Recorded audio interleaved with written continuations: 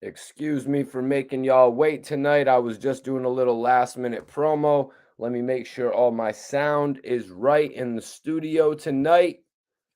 First, I got to make sure. Minute promo. Let me make sure. That's right. My sound is right. Now, let me make sure my blunts are rolled. About to roll up some Dosi-Pie right now. We got a hell of a show. Excuse me, B-Lo. I was doing a little bit of last minute promo before the show, getting everything situated for tonight. We have a couple different things to speak on.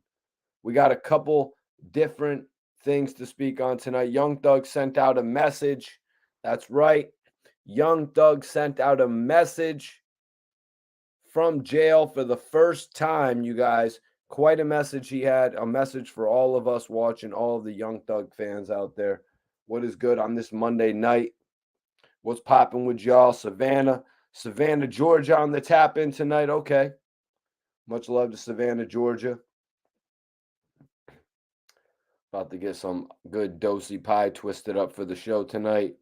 We're talking about some classic hip hop here. We're talking about some crazy headlines with Gilly the Kid and Bizarre actually as well.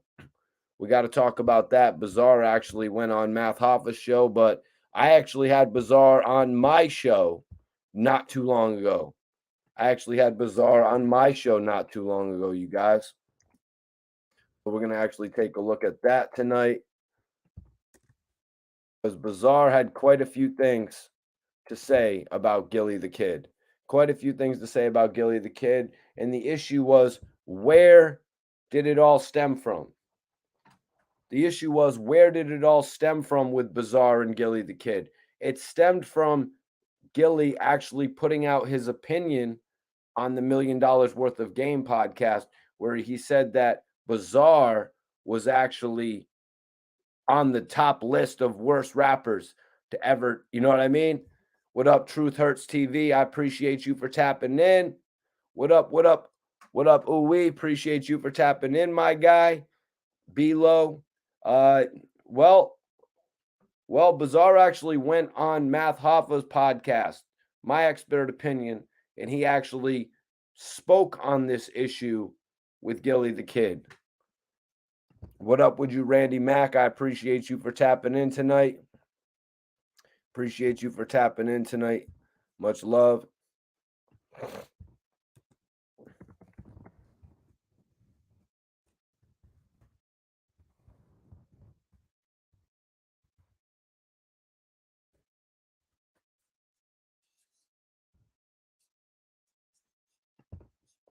What up with you, Mac?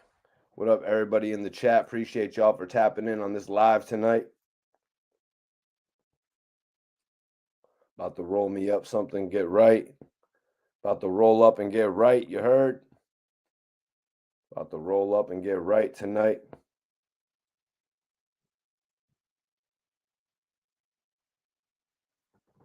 About to roll up something good.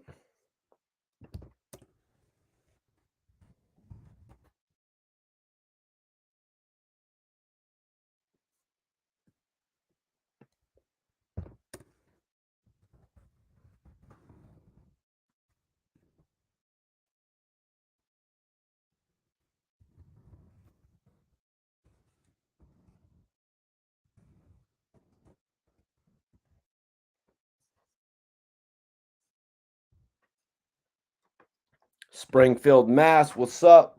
Springfield, Mass is in the building. Okay. Much love to Springfield, Mass in here tonight. Right there by me, actually. I'm in Connecticut. I'm actually in CT, you guys, so I'm not too far from Massachusetts. You know, one of the dopest cities to actually live in. Or states, I actually should say. Why is Mass one of the dopest states to live in? Why is Mass one of the dopest states to live in? It's because they've got legalized marijuana at this point. I won't lie. It's because they got legalized bud at this point, you guys. You know what I'm saying? They got actual legal. 1 second, y'all.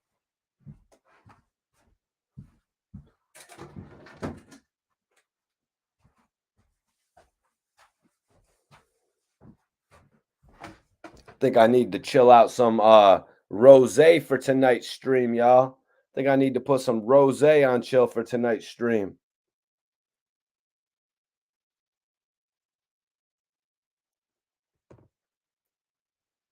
But I'm about to put something in the air.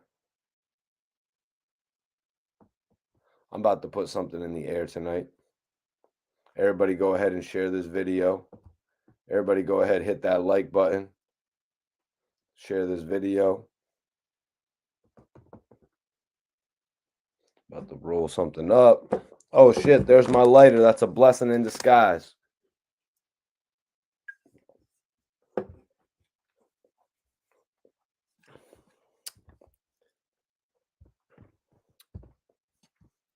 That's a blessing in disguise.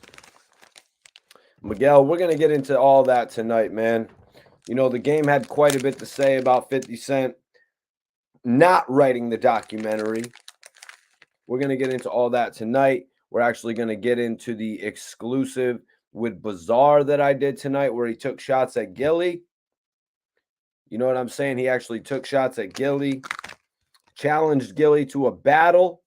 He actually challenged Gilly to a battle for $100,000, you guys. So it's pretty much no joke what Bizarre's talking about. Now Bizarre's on Math Hoffa's podcast, much like other things I've spoke on in the past, you guys. When these rappers get the opportunity to go on a major platform like that, they're going to speak out, and they're going to speak out in a way that it's a method of, you know, their word getting out to the mass public. So Bizarre let it be known on his own music that he was calling Gilly out. Bizarre let it be known on other channels like my own that he was calling Gilly out. But now he's taken it to the extent, he's actually taken it to the extent of bringing those issues on my expert opinion. He actually took it to that extent, you guys.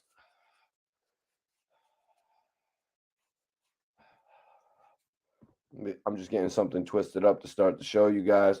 I actually just found my lighter. So we Gucci. We're Gucci, man. We're ready to go on the live stream. I got my Red Bull. I got my Henny. We good to go.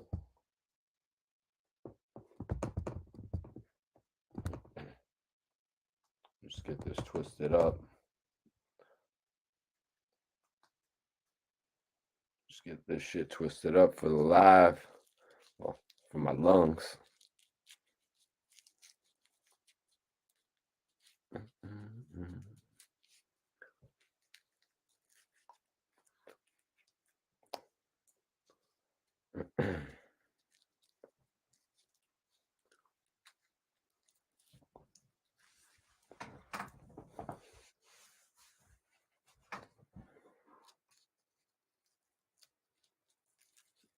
Yo, let me get this good shit twisted up. Smoking on some Dosi-Pie. Smoking on some Dosi-Pie because I'm always high.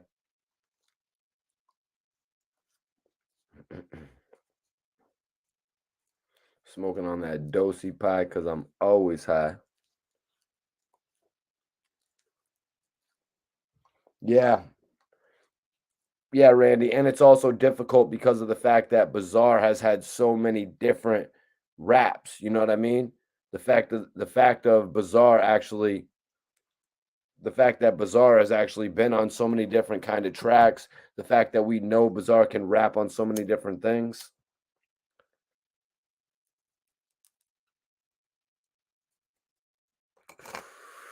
Let me just get this twisted up so we can start the stream.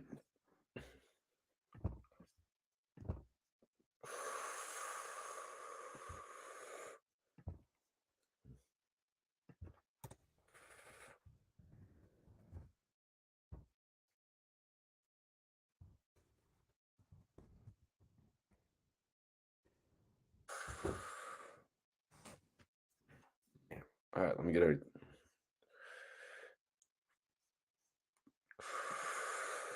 The best strain out is Dosi-Do. I do like Dosi-Do, man. I'll be real with you. Dosi-Do is a really good strain. Dosi-Pie. That's what I'm smoking right now, though. It's a mixture, I assume, of Dosi-Do with, I guess I would say cherry pie or something like that. If somebody in the chat looks it up, let me know.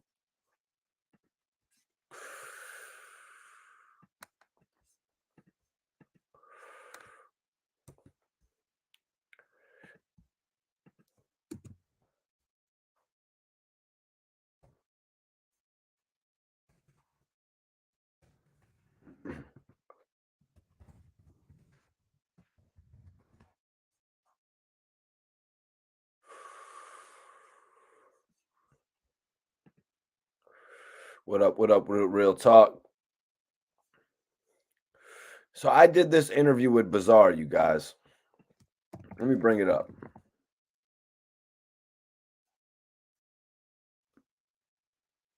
I want to bring this interview I did with Bizarre up.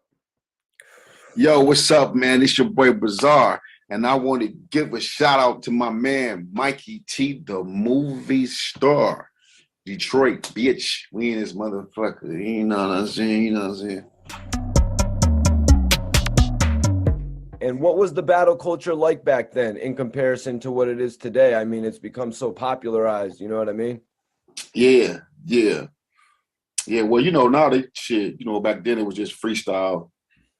But the intensity, I mean, it was like the movie 8 Mile is a very, very damn near like real description of how it was. It was really like that, you know what I'm saying? Motherfuckers had cliques. Your clique was like your gang, you know what I'm saying? And this clique got beef with this clique, you know what I'm saying? Kind of how it is today, you know what I'm saying? But back then, it was on some rap battle shit. So the rap battles used to be intense, you know what I'm saying? But everybody know Eminem was the king of all that shit, though. Like, he was undefeated. He was like Floyd Mayweather in the rap battle shit. There's been a lot of talk mostly about Eminem returning to battle rap. Do you think that will ever happen? I don't know. I can't ever say never. I don't know, but I'm ready to smack one of these rappers up. They talk about me battle rapping. Bizarre, did you used to battle rap? Did you ever do it? For sure. I am a battle rapper. Yeah. Right. Oh, yeah. Yep. And I still get in there. They want me to battle. I don't know. I got to find a worthy opponent, man. They got to be the right money, man. Who do you think I should battle? I mean, you got T-Top, you got Geechee Gotti. You know what I mean? If you want to go West Coast with it. I want Gilly the Kid, man. That's who I want. Oh, yeah. I heard about that, man. Gilly the Kid. Get Gilly the Kid bald head ass up in there. Why do you want Gilly in a battle? Because, man, he said on his podcast, man, that I was one of the worst wackest rappers to ever lie. They had like this category of the 10 wackest rappers in history. And my name was brought up in that shit. And that disgusts me. You know what I'm saying? Because motherfuckers don't know, like, I'm a battle rapper, but I played a role in D12. You know what I'm saying? So, like, that's the role that I played. The fat guy with the shower cap to talk the crazy shit. That was me. But if anybody know me, you know what I'm saying, they know I'm a battle rapper. You know what I'm saying? And I just don't think Gilly the Kid is that nice. You know what I'm saying? I ain't heard nothing that gives them the qualifier to even put me in the name of the wackest 10 rappers ever. So, shit, I'm down for it. We can do it in Philly. We can do it in Philly. We can do it in Detroit. We can do it in LA. Wherever the nigga want to do it at. $100,000. That's all I got. I ain't got $1 million. We can put $100,000 up though. I ain't got $1 million, but I could put $100,000. So Bizarre said he doesn't have $1 million. Obviously, $1 million worth of game. He doesn't have $1 million, but he's got $100,000. What do you guys think in the chat, man? Do you think that's a number that Gilly the Kid would actually entertain? Do you think Gilly the Kid would actually entertain the idea of battling another rapper for that amount of bread? That's what I'm wondering. What do y'all think in the chat? What do y'all think in the chat in regard to this? Do you think Gilly the Kid would actually accept a battle for $100,000? Bizarre went on Math Hoffa's show and he pretty much explained the whole thing. He was asked by all the guys, Heineken, him and Math were talking about it. Everybody was talking to Bizarre about this. It's something that they heard in his diss record. So when you go and you do a little bit of research about Bizarre, I mean, you should be able to find a whole bunch of shit to talk about. But when you go to do some basic research on Bizarre, you're actually going to see that he has been having issues with Gilly the Kid. And it all started pretty much on Gilly the Kid's platform, $1 million worth of game, when Gilly put Bizarre on the top 10 wackest rappers list. What I mean, Gilly's my guy and all that, but I don't really necessarily agree with that. Maybe it's a preference, maybe it's a style preference. You know what I'm saying? But honestly, we've all heard Bizarre rap on a number of tracks. You know what I mean? We've heard Bizarre rap on a number of different vibes. So I wouldn't consider Bizarre to be whack. I mean, I pretty much watched Bizarre's career play out from when he went from the Devil's Nights with Eminem to the D12 world, and they started readying Bizarre's career to be a solo artist on Interscope. Bizarre actually explained it to me in the interview. You know what I'm saying? Bizarre actually explained it to me in the interview that, he explained it in the interview that he had a deal with Atlantic Records on the table. Interscope decided to come in and be like, no, no, no, no, listen, we want the option to release your album. Interscope wanted that option because it really did look like Bizarre was on his way to being the next artist up when it came to D12. Bizarre was next up for that group, you guys. It was Bizarre that was going to be in position to win from that group. Proof as well. Proof from what Bizarre was telling me, Proof was actually supposed to be signing with Aftermath Records at that point. So if we look at it more realistically, this whole thing of 50 Cent in the game with 50 kind of being M's artist and Dre realistically being Dr. Dre's artist being the game, like in reality, we were actually going to see Eminem and Dr. Dre split up two members of D12, Proof and Bizarre, to represent Shady and Aftermath. And that was actually going to be the story, you guys. That was actually going to be the story.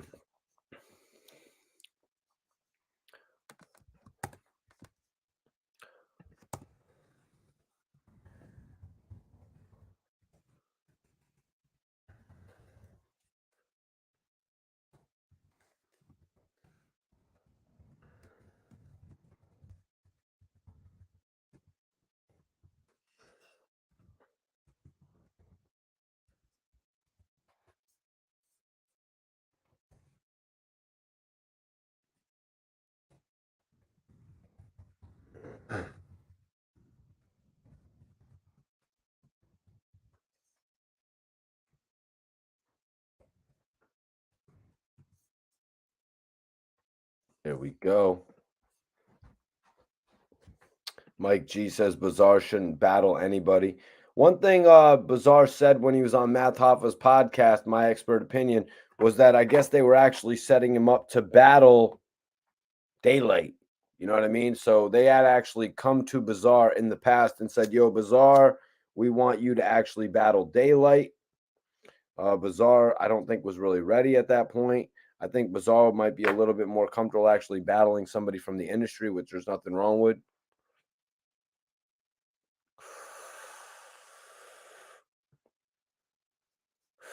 R Dis or MC says Gilly can rap, but Gilly loves to clown fools, and Bizarre still got bars. He don't want that smoke.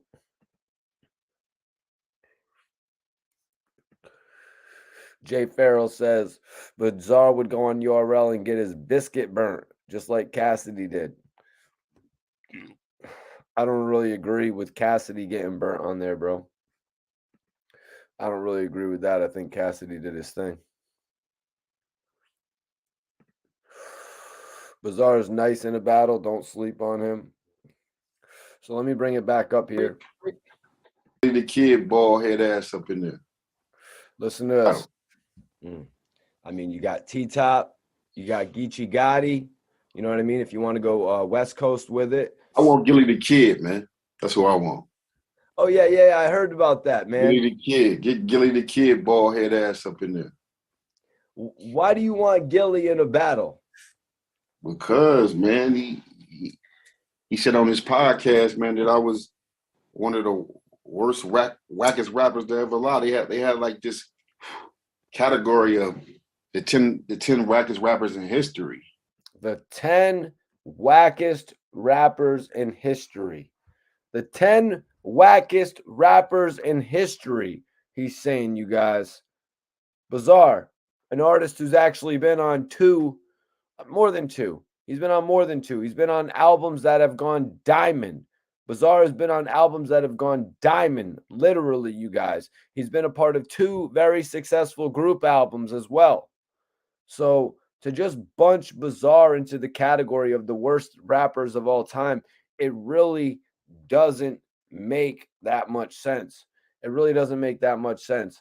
It's clearly, it's just something that Gilly said. You know what I mean? He got a laugh out of it, but just like Wiz now taking offense to what Gilly said, just like who was the other one that took offense to what Gilly said?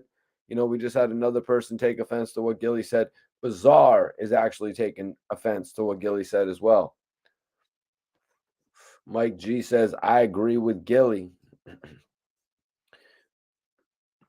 I don't know, bro. The reality of the situation is Bizarre was actually courted by Interscope Records. I did an interview with Bizarre where he explained that based on an album or a project or an EP, whatever you want to call it, I'd probably call it a street album, the Attack of the Weirdos album that Bizarre had. He was bubbling off of that. Eminem started taking off. They grabbed him up for the Slim Shady. They were coming to get Bizarre based on that. Bizarre ended up taking the deal that Eminem offered him. You know what I mean? Which I mean it's good, but from what Bizarre told me, they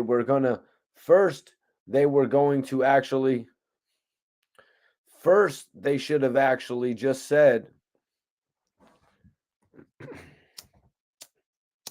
damn, this lighter's going out on me. How's a lighter going to go out on me during my live stream? How's a light going to go out on me during my live stream? 1 second.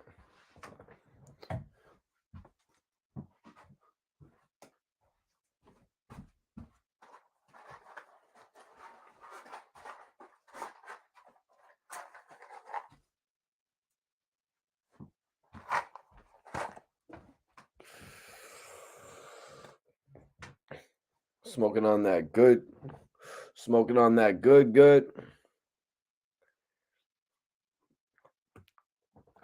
Oh, yeah, that's what I was saying. Bizarre actually had a lock, but Jay, here's the different thing, bro. Bizarre actually had a look locked in. When Bizarre started getting a buzz and they started looking for talent around, sort of like back in the day when Chief Keef blew up and they started looking for all that other talent and Def Jam picked up Lil Durk. I think Def Jam had a little something working with Reese as well. I'm not too sure about that. Some projects at least materialized with Lil Durk.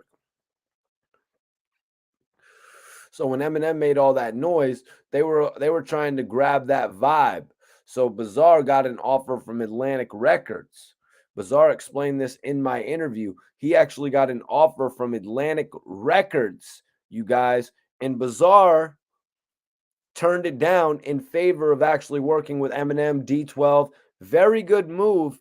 But the fact is, Bizarre told me in the interview, you guys, they decided to do the D12 album before his solo project.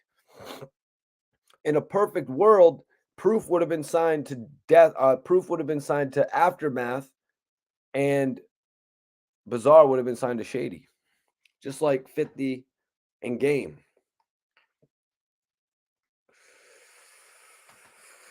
That's just pretty crazy when you think about it. You know what I mean? M and Dre were obviously looking for artists at that point. You know what I mean? Share this video, everybody. Share this video, y'all. Yeah, Don, I agree. I think it was a mistake on Bizarre's part as well, because if he would have had the notoriety with the D12 group, he could have been able to put out albums under Atlantic Records while the D12 group was coming out with albums, and then sold his solo projects more properly. Whereas he ended up parting ways with Interscope and releasing albums on another label. And he didn't even have the same push. He didn't even have M there really in pocket as an executive producer, which I think everybody planned out for. Mike G, Obie Trice was a whole different. Obie Trice was a whole different scenario, bro. Obie Trice was really a whole different scenario when they brought him in. You know, that's at the point where Eminem then had a popular group. Eminem then had a popular solo artist. Now Eminem was going to put on another solo artist. And Obie Trice was working at first. Obie Trice was working at first, you guys. His first album did well. His second album faced the same complications as Lloyd Banks, as Young Buck. You know what I'm saying? The era of music changed, if you will. The era of music changed to the point where people were not purchasing the album as much. They were downloading it. They were having their friends make them a copy, put it in their CD player or their cars, more than likely. That was that era. The streaming had not come into play. The internet wasn't really working the same way at that point in time. You know what I mean? You would have your little websites, your little hip hop havoc websites, and all these joints to view the music. What's popping with your land hustle? Much love, brother. You know, we talking about some classic shit tonight. We're talking about some classic shit. We're talking about an album. Yep, LimeWire was another one. You know what I mean? Yep, that's what they would actually, your friends would burn you a CD off of that type of shit. But I was talking about also the websites where you could just go listen to like all the mixtape cuts and shit. Don Pablo says Bizarre has the best work ethic of D12 and M affiliated rappers. You know, Bizarre has put out multiple albums. You know what I'm saying? Like, it's not like Bizarre didn't get the chance to put out multiple albums, you guys. He did. He just did not get the chance to put those albums out at the degree that he should have. You know what I'm saying? Bizarre turned shit up after D12's World. You know what I mean? Bizarre got the solo cut on there.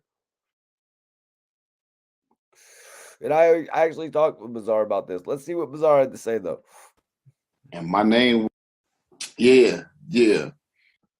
Today, I mean, it's become so popularized. You know what I mean? Yeah. Well, you know, now they shit, you know, back then it was just free. Listen to this. And what was the battle culture like back then in comparison to what it is today? I mean, it's become so popularized. You know what I mean? Yeah.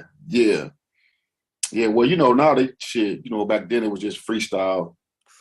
But the intensity, I mean, it was like the movie 8 Mile is a very, very damn near like real description of how it was. It was really like that, you know what I'm saying? Motherfuckers had cliques.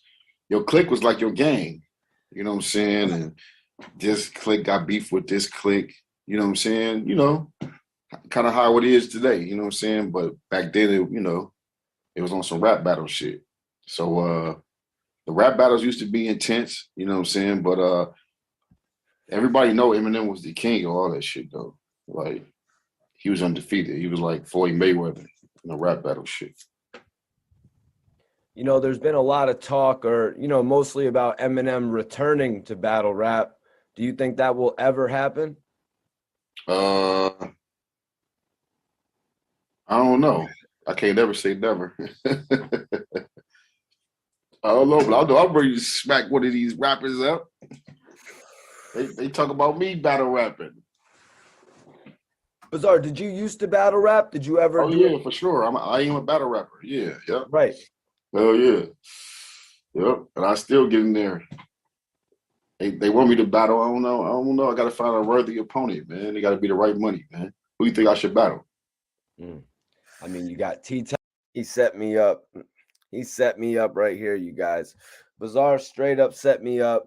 You know, I know my list of battle rappers that I like, and I know a list of battle rappers who I would think Bizarre would mash up with. You know what I'm saying? I threw out a couple names, and I wasn't throwing out industry names. But now it strikes me Bizarre would be more fit to battle somebody from the industry. So it's more of something on the same level. This is a man that has sold many, many albums, millions of albums, you guys. You got Geechee Gotti. You know what I mean? If you want to go West Coast with it. I want Gilly the Kid, man. That's who I want. Oh, yeah. I heard about that, man. Gilly the Kid. Get Gilly the Kid bald head ass up in there. Why do you want Gilly in a battle? Because, man, he said on his podcast, man, that I was one of the worst wackest rappers that ever lived. They had like this category of the 10 wackest rappers in history. And my name was brought up in that shit. And that disgusts me. You know what I'm saying? Because motherfuckers don't know, like, I'm a battle rapper, but I played a role in D12. You know what I'm saying? So, like, that's the role that I played, the fat guy with the shower cap to talk the crazy shit. That was me. But if anybody know me, you know what I'm saying, they know I'm a battle rapper. You know what I'm saying? And I just don't think Gilly the Kid is that nice. You know what I'm saying? I ain't heard nothing that gives them the qualifier to even put me in the name of the wackest 10 rappers ever. So, you know, shit, I'm down for it. We can do it in Philly. We can do it in Philly. We can do it in Detroit. We can do it in LA. Wherever the nigga want to do it at. 100 grand. That's all I got. I ain't got $1 million. We can put 100 grand up though. I ain't got $1 million, but I could put 100 grand on it. So, you know, Gilly has actually battled in front of the likes of Jay-Z and Dame Dash. I mean, obviously you've battled in front of Eminem though. Did you continue battling whatsoever once, you know, you guys had started to pop in the industry? I'm gonna tell you, man, as soon as you get signed, bro, and you get in the studio with Dr. Dre and all that shit's over, bro. Like I heard some rappers talking about this earlier. I think it was Miss Hustle. Shout out to Miss Hustle. She had made a statement that when she's in battle mode, she's in battle mode. When you're in song mode, you're in song mode. You can't do both. So that's why when they say battle rappers can't make songs, it's because they in battle mode. So yeah, that shit immediately goes away when you get to fucking writing choruses and all that shit. I can't say that for everybody, but for me, yeah. Like if I was to battle, I would have to get in shape. I might probably have to stop recording music for a couple of months. So You wouldn't mind the acapella nature of it. I know you know how to shift your voice, which I think will work in your favor drastically. Yeah, definitely. Nobody can fuck with me on performance. Yeah, I definitely a performance would be a big plus for me. But I think my main problem would be remembering shit. Cause you gotta realize rounds is 5 minutes. You know what I'm saying? Some of them is 3. That's like what 3, 4, 16s. You know what I'm saying? That you gotta remember a cappella. And then, you know, my boy Big T, shout out to Big T, that's one of my best friends. He a battle rapper and I'm with him like all the time. And I just see how he prep, bro. He sleep. Like he'll go to the studio. No, I ain't gonna tell it. I ain't gonna tell this shit. I ain't gonna tell this shit. I ain't gonna tell how he prep. But I'm just saying, man, that shit is hard to, you know what I'm saying? I don't know if I can remember because anything can throw you off. A motherfucker fart, sneeze, you might lose your space or train of thought, whatever. But I definitely want to do it. It's on my bucket list to do. You know what I'm saying? But maybe I might just start off with a 1-rounder. You know what I'm saying? I don't know if I could do a 3-round battle. You know, matter of fact, I think celebrities should do 1 round, man. But I definitely wouldn't want to be a failed celebrity that tried to come in the game and didn't make it, or just couldn't adapt to it. Because I'm a fan of the battle rap shit, so I rather not. I respect it so fucking much that I would rather not battle than what I'm saying, disrespect the culture.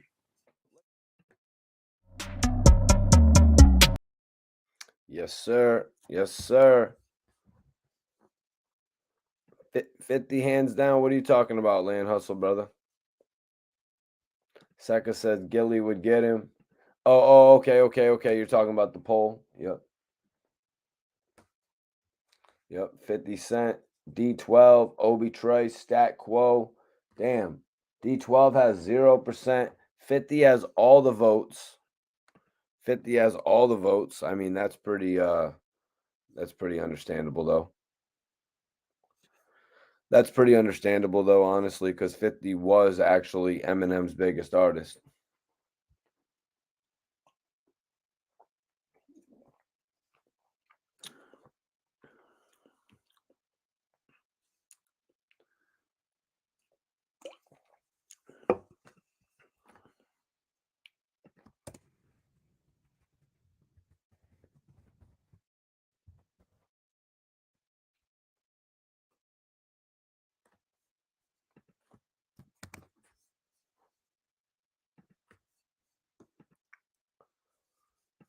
Obie put out 2 good albums. Yeah, he had a bunch of albums. Obie Trice had Cheers, Second Rounds on Me. What was the third one called? He had then his fifth one was called The Fifth. I think what was it? Yeah, he named all of his albums after actual freaking beverage, like drinking and shit like that. So that was pretty cool, but once he decided to leave Shady, that was pretty whack. You know what I mean? Once he actually decided to leave Shady, that was actually pretty whack. Because I guess Eminem didn't really have much time to do with what they were doing and shit like that.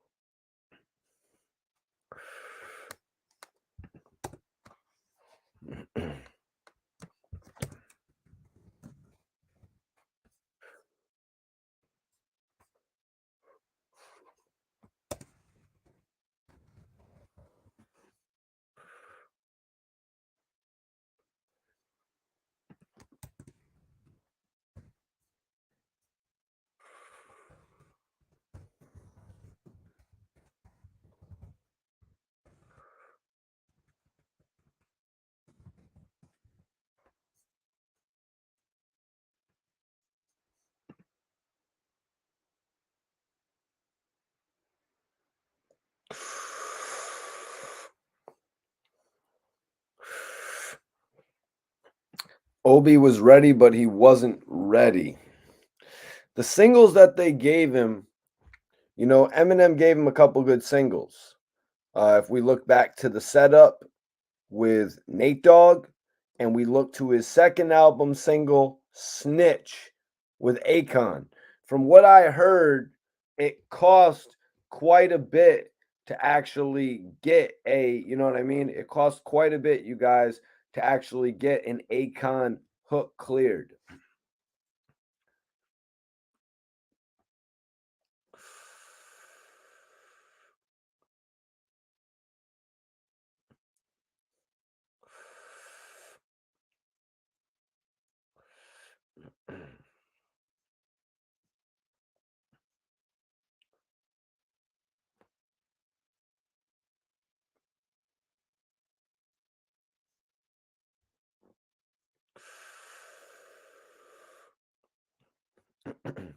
Whose ego are you talking about, Don Pablo?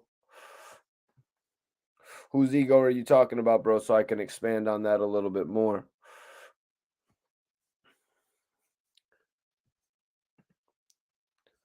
I don't really remember Obie Trice having much of an ego. I don't really remember him having much of an ego. I kind of feel like he got a little bit pigeonholed, with his career You know, the fact that he made, you know, like the first video we saw him from, it just really, it was taken to be a mockery. You know, he was running around the Cheers video. They had an opportunity to do something really cool, but they turned it into a mockery type of video, which I did not really like. I didn't find Obie to be too cocky. You know what I mean? It was just a different age for hip hop at that point. I don't really feel like he was the Scott Storch, you know what I mean? Type of like he didn't really reach that level. You know, he was really still climbing. At one point, I seem to remember hearing Obie had moved 500,000 units, but looking up online, that is not the case.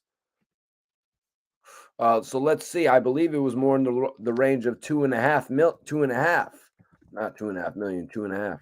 Obie Trice, Cheers, first week sales. I want to say around 260,000, 226,000. So he basically did 250,000, not 500,000, you guys.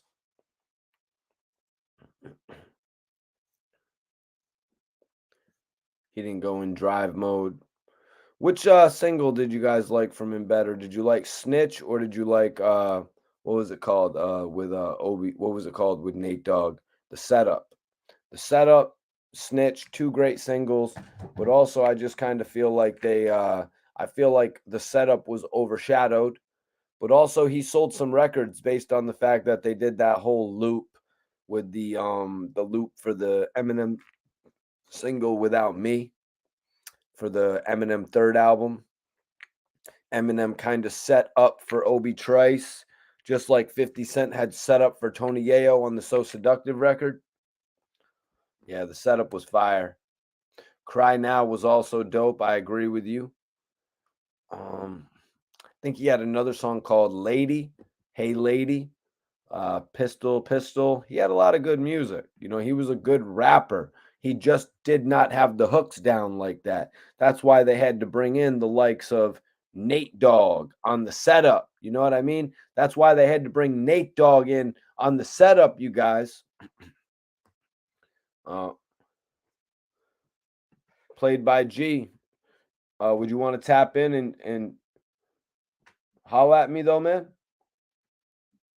Would you want to tap in if I put the link up? Let me see what you got here.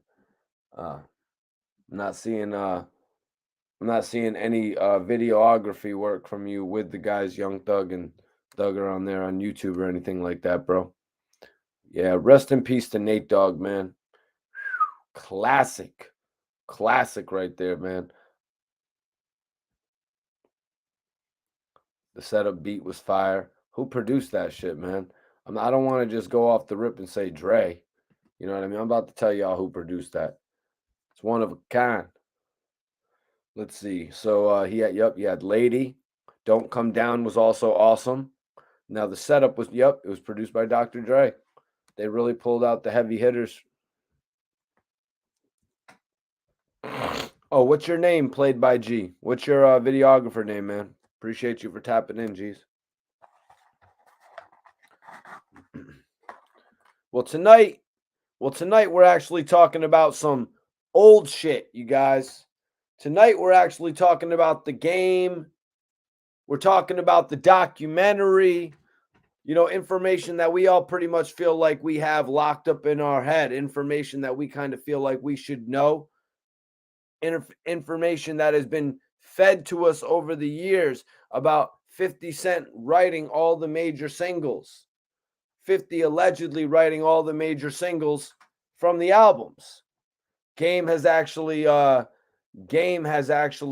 spoken out about writing How We Do. Said he was in Dre's studio, said he actually went down to the computer and put the beat on, and then 50 Cent came into the equation. So that's actually what Game said, you guys.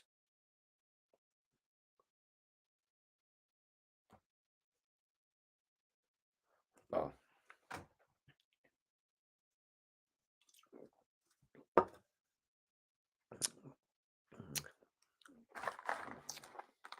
Damn, that Red Bull's hitting tonight, you guys. It's probably the Henny that's making it a little bit extra sweet.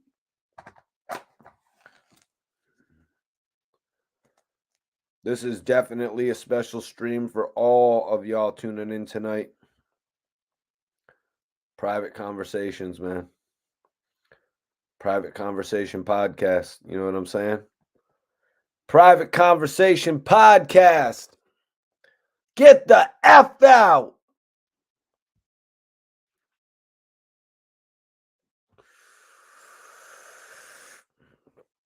So let's take a look at this, you guys. I want to talk about what the game said here.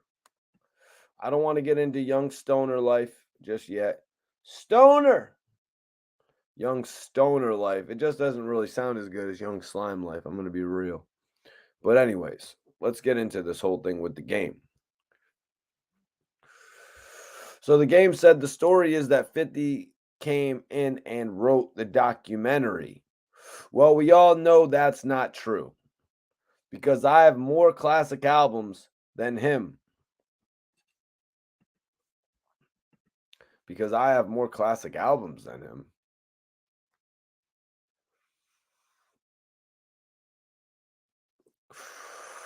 Below, yeah.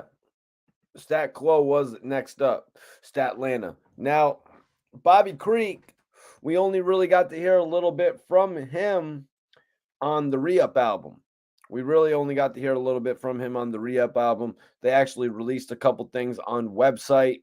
You know, they didn't really get everything together.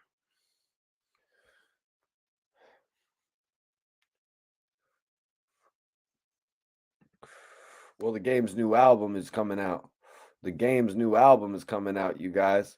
So he's going to be on it.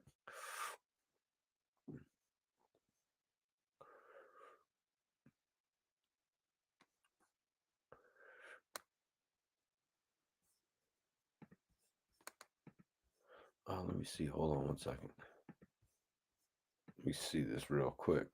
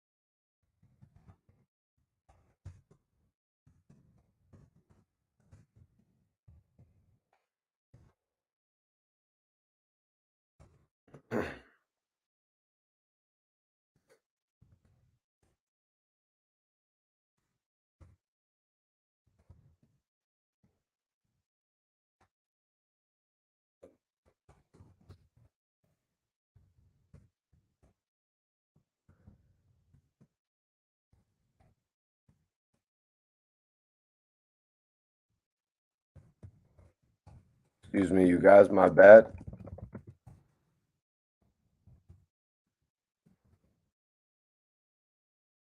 Oh, man.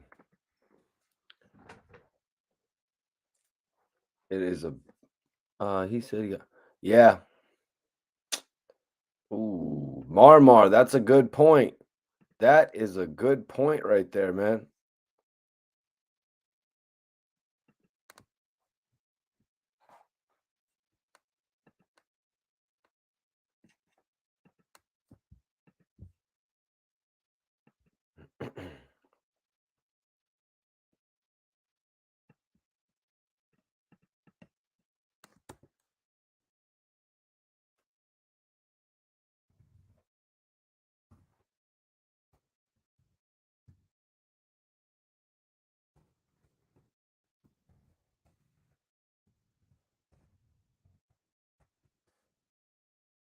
Okay, this is Gucci right here.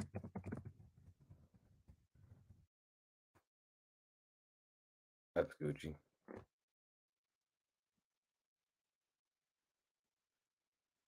There we go. The Red album, Red and Jesus Piece. Yeah, people bring up the game's fourth and his fifth albums. A couple other albums he had, 1992. You know what I'm saying? He had a couple other albums, the documentary 2, the documentary 2.5. You know what I mean? The game had quite a few albums, you guys. The Game had quite a few albums, y'all.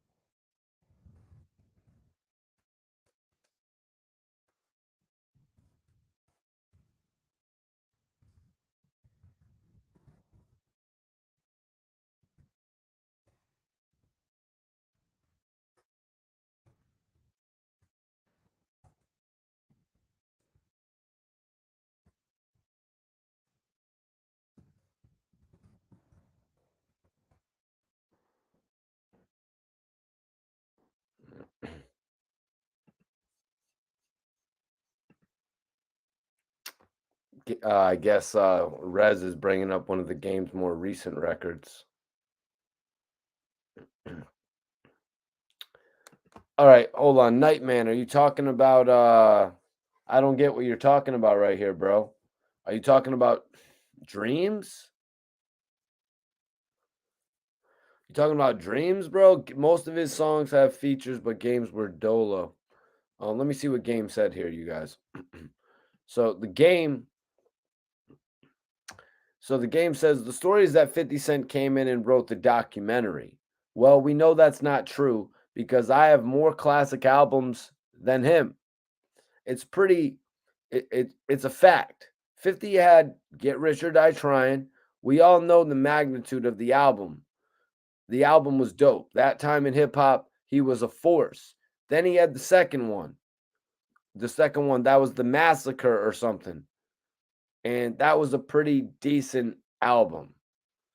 The Game stands on that, man. Really on some real hip hop shit. 50 had one classic album, Get Rich or Die Trying. And me, I had several. Wow. Let me get mine. Oh, damn. I got to plug my shit in.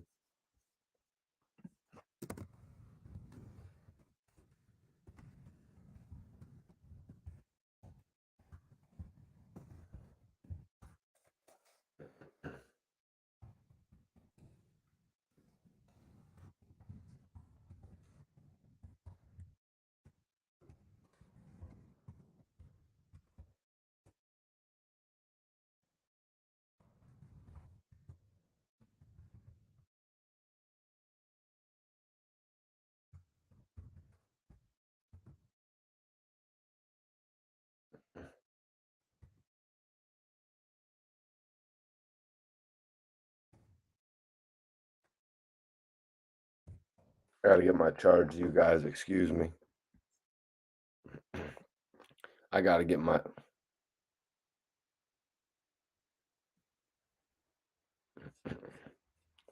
Marmar, yo, 50 actually went over like 6 records, like over the years that he actually did for the joint. You know what I mean? 50 actually literally went over so many different records. Let me grab my charger. My bad, y'all.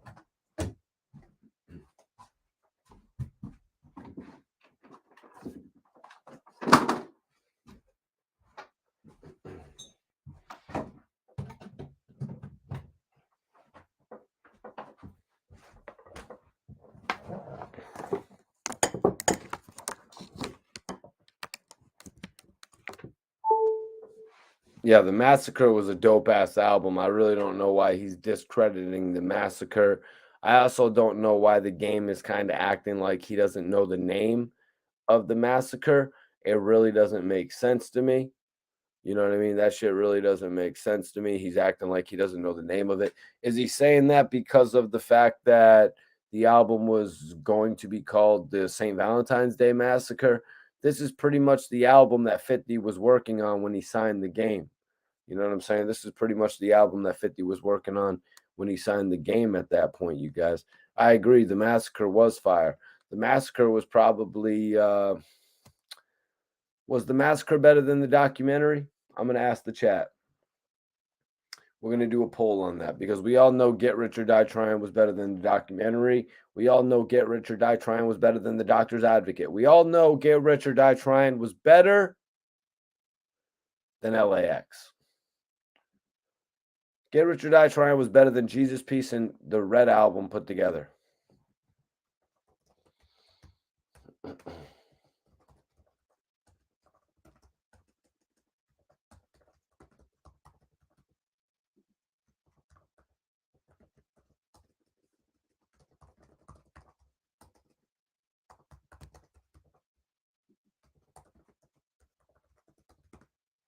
But I think a good question is which album was better with the documentary or the Massacre? I would have to say the Massacre was better than the Doctor's Advocate. I would say that's a fact. The Massacre is definitely better than LAX. It's better than the game's whole catalog. Now, Game is right when he goes in to say that that's 50. All 50 had, because of the fact that 50 had the Curtis album next. I don't even think you could put Curtis up against any of the Game's album if we're really being realistic about it. Jay Farrell says Massacre is not better than the documentary. Is Curtis better than LAX? Is Curtis better than LAX? Let me ask you that. Is Curtis better than LAX? Curtis is not better than LAX. I would agree with that. Is Curtis better than Jesus Piece?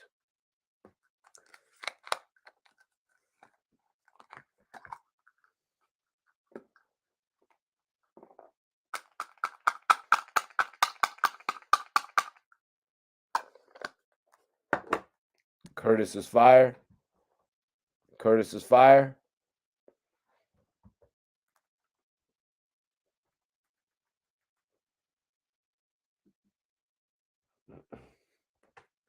Curtis may be better than LAX. Yeah, LAX was kind of like too many features for my taste. LAX was just too many features for my taste, you guys. I was kind of like, yo, what the hell's going on with this album? Are you serious? He's got everybody on this album here. People that you wouldn't even expect, to be on his album. If that's what he wanted to do, like when he went on the radio and he said, when he went on the radio and said, you know what I mean? When he went on the radio and said he wanted to work with Fat Joe, or when he wanted to work with Jada, he wanted to work with Nas, that shit I could understand. But yo, the amount of artists he worked with on LAX, I don't know that 50 would have ever okayed all that. Like, that was just too much. That was too much. It's really taken away from what the game is. And then you got his singles, which I really liked. I really liked those two first singles that he had from the LAX album. But everything after that, I just really wasn't feeling. And then the first two singles really didn't even catch on either. You know what I mean? Neither of those singles really caught on for some reason.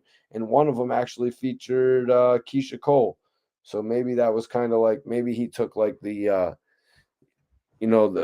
maybe he could have got a better feature there. Yeah, Rich Homie Quan's dope. I'd like to interview Rich Homie Quan. Animal Ambition, Mike Man. Yeah, Animal Ambition. Oh, come on, man. That's not even a question. Honestly, that's not even a question, you guys.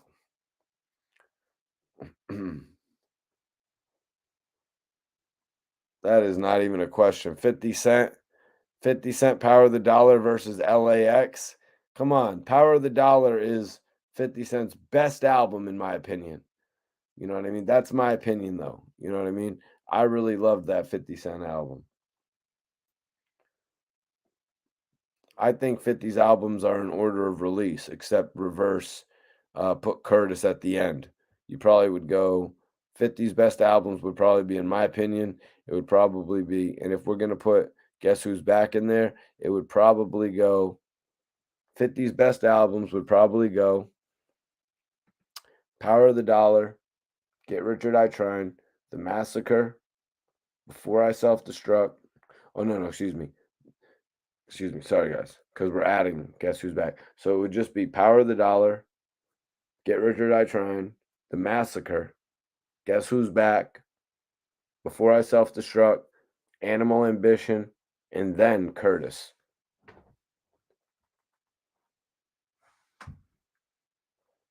Or I might put Curtis before Animal Ambition. Animal Ambition was it was just kind of bland. You know what I mean? He had that one song with Trey Songz called Smoke. He had a bunch of other features on there. Like, you know what I mean? He had a lot of the who's who in hip hop featured on there, which was cool, but it was just a little bit bland.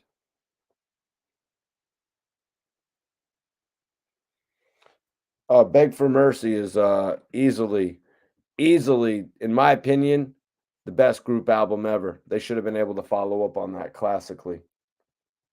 They missed out with Terminate on Sight because they even got an opportunity, you guys. They literally got an opportunity with the Get Rich or Die Trying soundtrack. Only thing was, the game got kicked out of the group for bogus ass reasons. The game legitimately got kicked out of the group for bogus ass reasons, which I don't really agree with. But judging on what he was going to do based on his third album, you know what I mean? Based on his third album, I just think he was really, really breaking apart from what G Unit was actually doing. You know, he was really breaking apart from the plan. If you look at all the G Unit projects, if you look at Mobb Deep coming over to G Unit, look at how their features are strategically placed.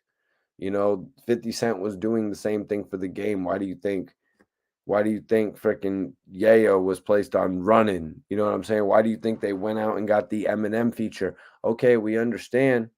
We understand now that you got the Eminem feature that you can command any feature that you want. Yeah, that's realistic, game. But why are you going to break away from the concept of what we've created here?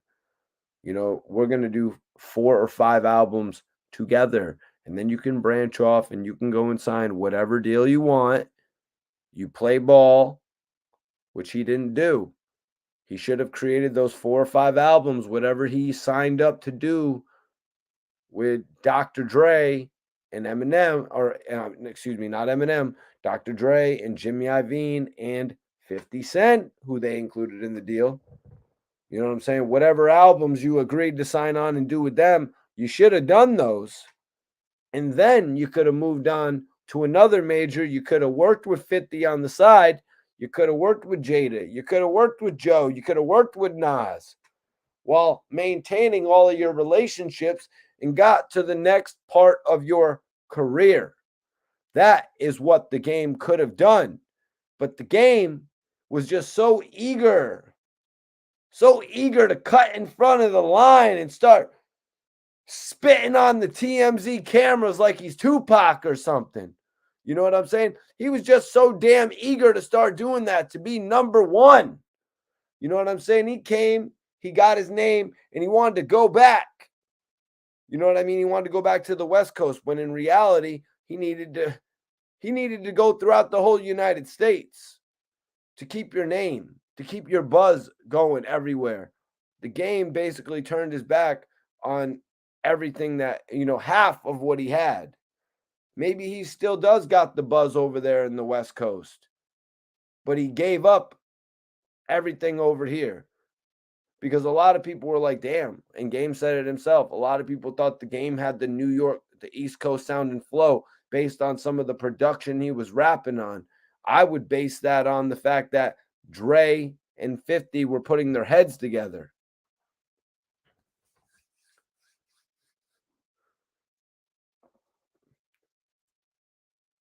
You know what I'm saying? I feel like that's the point of that. I feel like that's the point of that right there. Dre and 50 Cent were working together, and some of the beat selection, you know what I'm saying? Some of the beat selection actually interested the New York audience. And I kind of like put that along the same lines of when Eminem and Dr. Dre signed 50 Cent, because they say 50 Cent moved like 400,000 units of the Guess Who's Back album. So then when, you know what I'm saying? Then when M and Dre picked him up and brought him to Interscope, they put that mainstream on 50 Cent. And 50 Cent went on to sell 800,000 twice over, 2 weeks in a row. So they went from 400,000 and they put an extra 1.2 million on top of that. You know what I'm saying? I was looking at Game situation in a similarity to that. When Game came over and started messing around on the East Coast, he doubled his popularity. He picked up his sales. And you could see it because by his third album, he was only moving about 250,000 sales, if that. A little bit less, sort of like those Obie Trice numbers, 226. But on his first album, he was moving 500,000. He cut off half of his fan base, you guys. He cut off half of his fan base. When you do a contract with somebody, you should at least see it through. Never mind, all respect to Fat Joe. I mean, I would love to work with Fat Joe. I would love to rap with Jadakiss. I would love to rap with Nas. But you got obligations over there at G Unit. You know what I'm saying? When somebody had an obligation over there at, let's just say, Death Row, they fulfilled their obligation.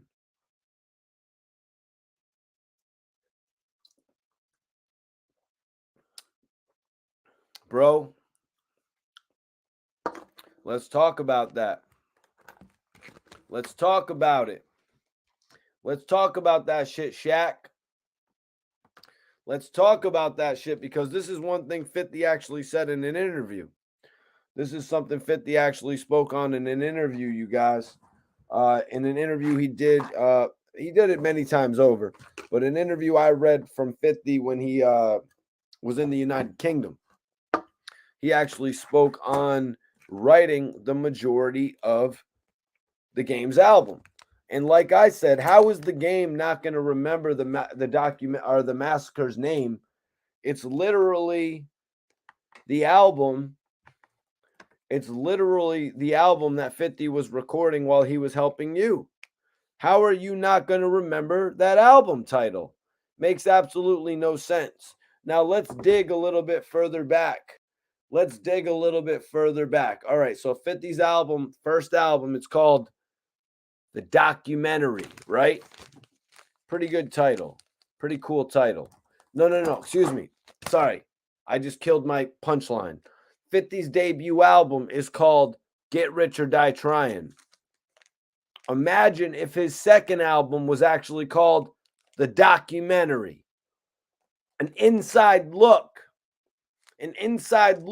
at 50 Cent's life. It's like a documentary, but it's an album called The Documentary, right? Where did this documentary title come for the Game out of nowhere? The Game's album was supposed to be called NWA. If nobody in here remembers, NWA back in the day, it was a plural term. The Game said he wanted to use it as a singular term, which was like, oh shit, Game, you're mad creative. Yeah, that was mad creative when I was 13 years old, I guess. The Game was literally going to come. Nah, it was cool. It was a cool album title. If the Game, do you guys, please tell me in here that you guys remember the Game's album was actually going to be called it wasn't going to be called The Documentary. It was going to be called NWA. That's what Game's first album was going to be called. Dre put the NWA chain on him. Who in the chat remembers this, you guys? Somebody validate what I'm saying right now. Thank you, Chesney. So let's be real about this, you guys. So 50 Cent's second album was going to be called The Massacre. I understand the whole little setup 50 created for it. I understand 50 said, yo, it's The Massacre. I first had Get Rich or Die Trying, but now it's The Massacre. And he did that whole interview with Sway. But yo, what? The Massacre? The Documentary? 2 albums released within the same 2-month time period?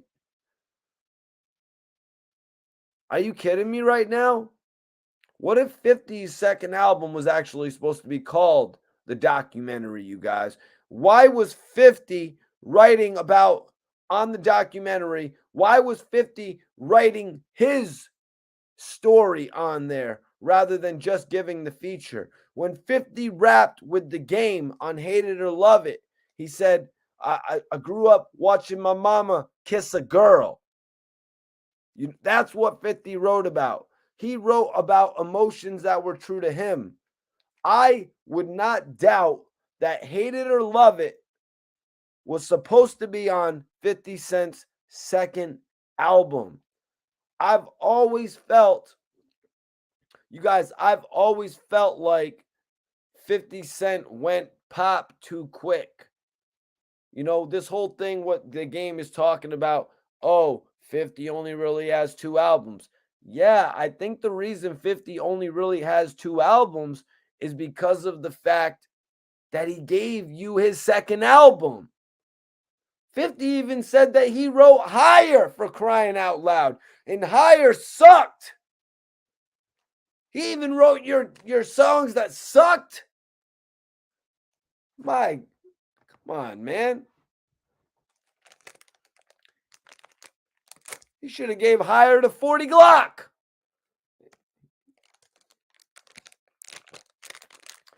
He'd be like, yo, 40, I got this perfect song for you. I can take you higher.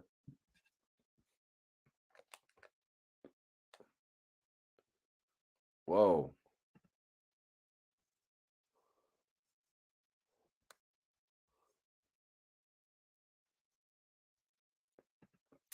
Yo, Iceberg. Yeah. It was supposed to be called the St. Valentine's Day Massacre when 50 Cent had to create a whole new concept for his album after they decided not to call the Games Project NWA. They probably got hit up by Ruthless Records. Not going to go and read into it. You know what I'm saying? I'm not going to go and read into it right now, but if anything, I would have to say it's probably a Barter 6, Carter 6 type of situation. Young Thug and Lil Wayne. The Game was going around to everybody. Yo, I'm doing the NWA album. Yeah, that's right. I'm taking the classic group that y'all know from the West Coast. That's right. That was his marketing ploy, you guys. He was taking the group that was known so popularly by everybody out there. You know what I mean? If you're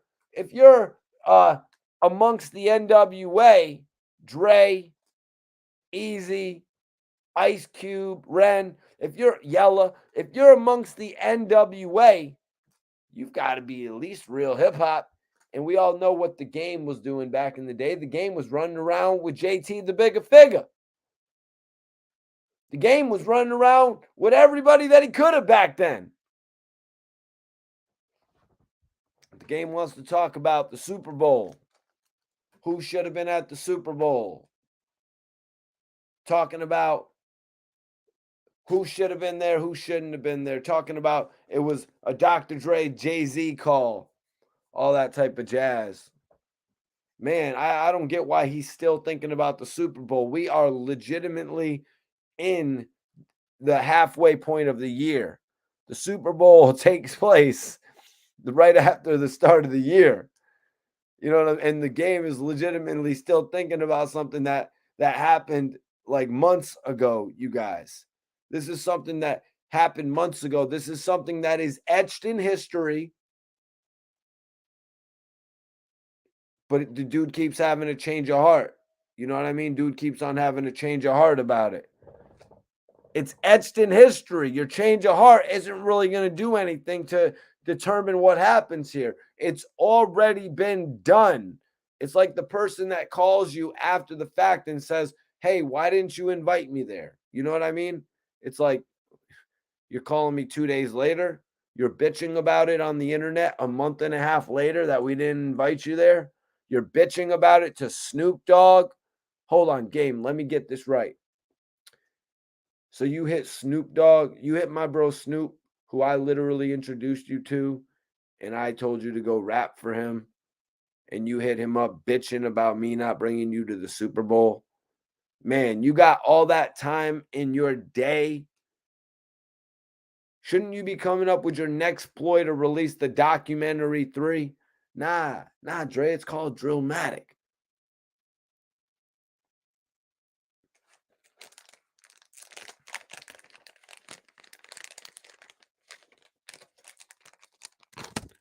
Hell yeah. Salute to 50 and Yayo doing their thing.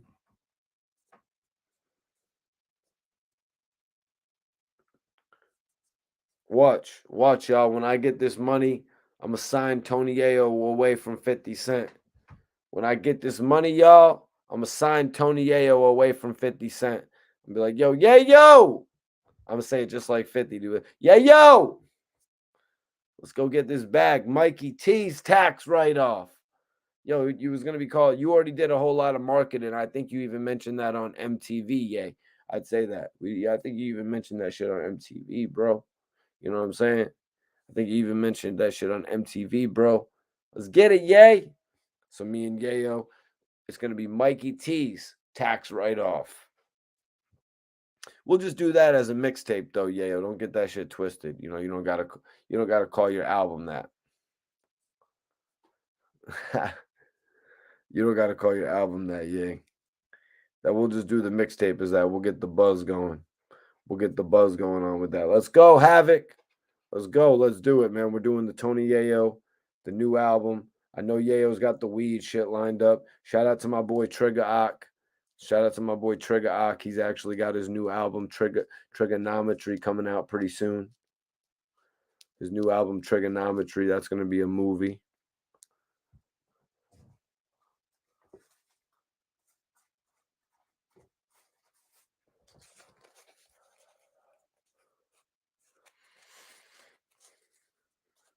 Let me see. Oh, where's my weed? Where's my weed?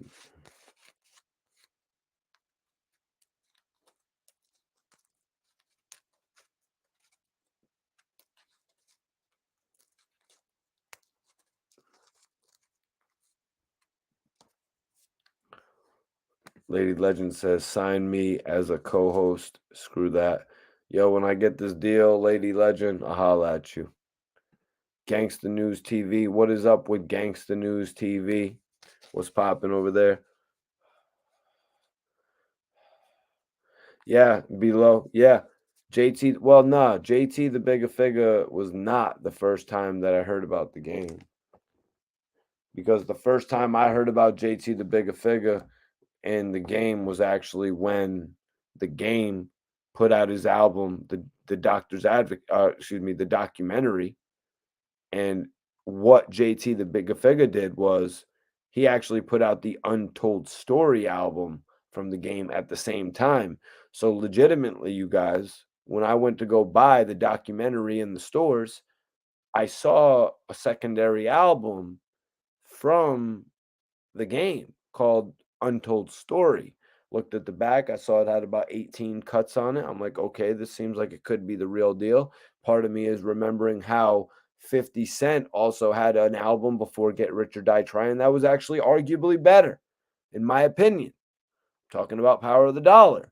So I'm like, yo, let me grab this shit just in case. And boom, right there, they got an extra $15 or $20 out of me. And that time, I actually wasted all my money on albums that week. Actually, 2005 shit had to be a little bit better for me at that time, you guys. Yeah, Untold Stories, pretty good album. But in all honesty, I didn't hear about the Untold Stories album. You know what I mean? I didn't hear about the Untold Stories album like that until I saw it in the store that day. Why? Because dudes didn't have computers. Why? Because they didn't get no marketing on television back in the day. The game, even though he was running around with Diddy and all that, he wasn't getting no marketing on TV. Diddy wasn't running around on TV saying, I got this rapper, The Game, with me. I'm bringing out, dun, dun, dun, The Game. Do you know how lame that shit would have sounded if Diddy came out there saying, I'm bringing out The Game? Diddy even thought that shit would sound lame. The game had to work and work and work and work and make people believe that he was the game, just like I had to make people believe that I was Mikey T, the movie star.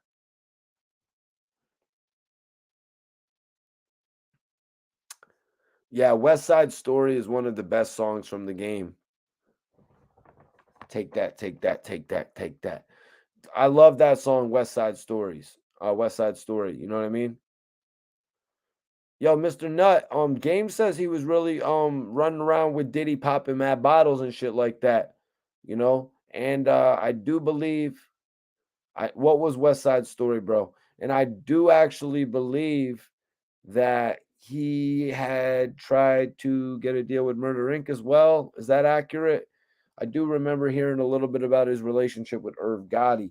A lot of people, though, they would pass on these guys, man. They just didn't believe in them. Shit. Going back to Drake, going back to Eminem and Fat Joe, you know what I mean? Different shit like that, you guys. We hear about it all the time in the industry, man. People pass on people. People think people are signed, so they never sign them.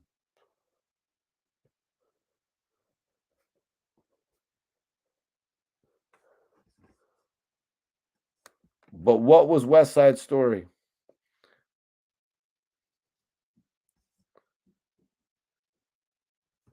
Name a game album that's better than Guess Who's Back.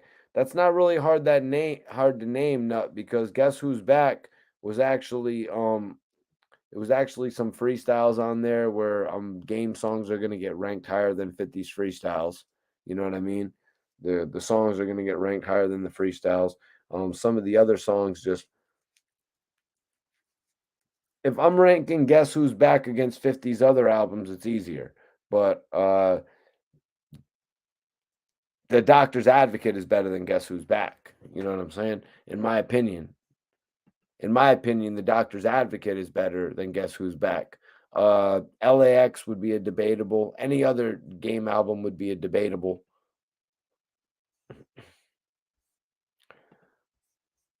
Like, look.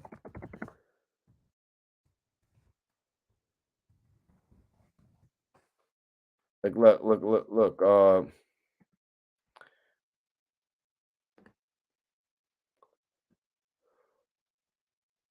Corner to Bodega.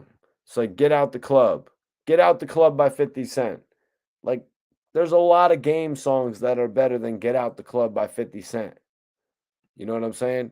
Like, why is You Not Like Me on there? Why is Corno Bodega on there? What the hell's going on here, man? Why is As the World Turns on there? I know why it's on there, you guys. It's because of the fact that the Power of the Dollar, the release got screwed up.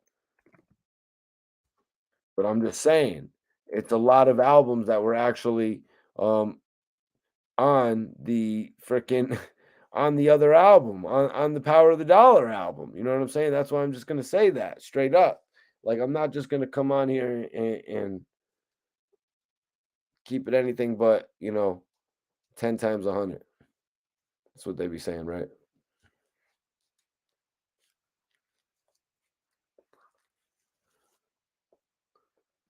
Nah, bro. Ah, shit. Elbow. Nah, bro. The album was supposed to be called NWA.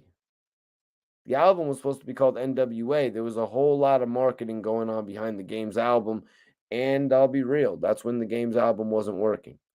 There was a certain point in time where Game was getting the Slim the Mobster. He was getting the Bishop Lamont treatment. You know what I mean? He was getting that Busta Rhymes treatment. You know what I'm saying? There was a certain point in time where the Game's project was not doing what it do. You know what I mean?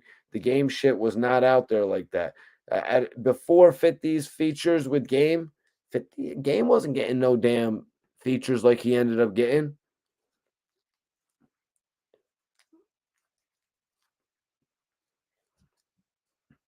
Oh, Jay, that's crazy because I was just about to put that story out tomorrow, or not tomorrow, but a little bit later this week. Because I actually got to release some of that my interview with Milk 7-4. I got to release some of my interview with Milk tomorrow. Damn, I wish I had a lighter. It is what it is, though. I just want to smoke up this Dosi. It is what it is, though. I just want to smoke this Dosi, though. Yeah. Oh. Come on, man. Oh, that ain't nothing. It ain't nothing.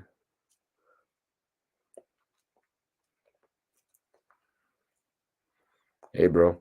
Yeah, I could have sworn Game's album was supposed to be named after the NWA group, but he was like, yeah, I'm going to be the first solo one to do it. He was going with that whole storyline for a while. The single, the street single was West Side Story, though. That was the first Game single you heard with 50 Cent. 50 Cent was like, he's like, you could see the look in my eye. Yeah, 50 really got that hook crazy.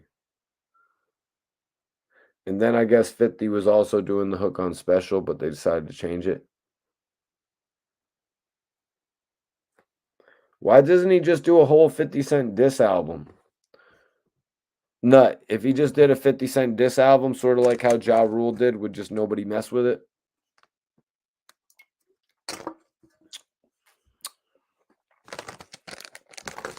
Would everybody just be like, yo, I bet you it would sell like 50,000 first week. So why not do it?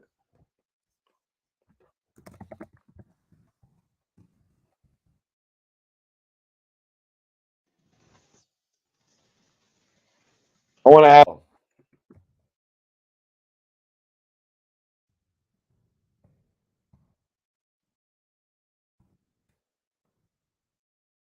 I'm going to ask y'all in the chat. How much would a Game album dissing 50 Cent? How much would a Game album dissing 50 Cent first week sell? What do y'all think? You think it would sell 20,000, 30,000, 50,000?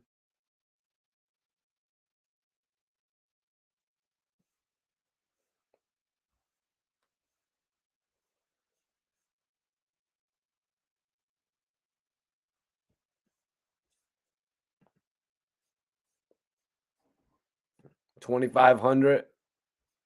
2,500. So the 50 Cent diss album is kind of played out at this point from what you're saying.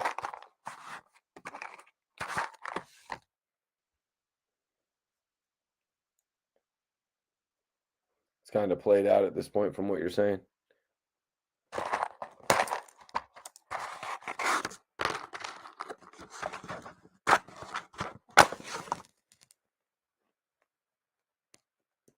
He won't move 100,000 first week like 50. Like Ja Rule, I mean, like Ja Rule did when he dissed 50. After Drillmatic,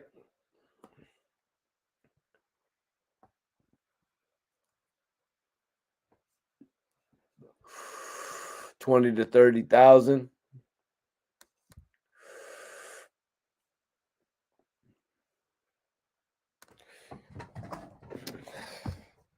You think 50's gonna respond to this whole shit of I mean shit, Game just said a whole story of how he wrote How We Do. What's going on with you, Nick? Appreciate you for tapping in, bro.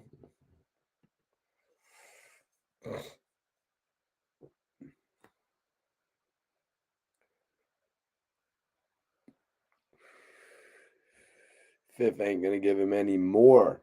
You mean any more light, bro? Because fifth be giving Game all types of light still. Well, I don't want to say Game in particular, but fifth be giving people all types of light that diss him. When he catches wind of this, he might say something. Man, Drillmatic better be fire. Game's new album, which apparently he's pushed back to July 1st, you guys. Just so y'all know. It's not going to be the 17th. It's not actually going to be the 17th, you guys. I thought somebody said the other day in the chat, Game's album was actually going to be the 17th, but it's not.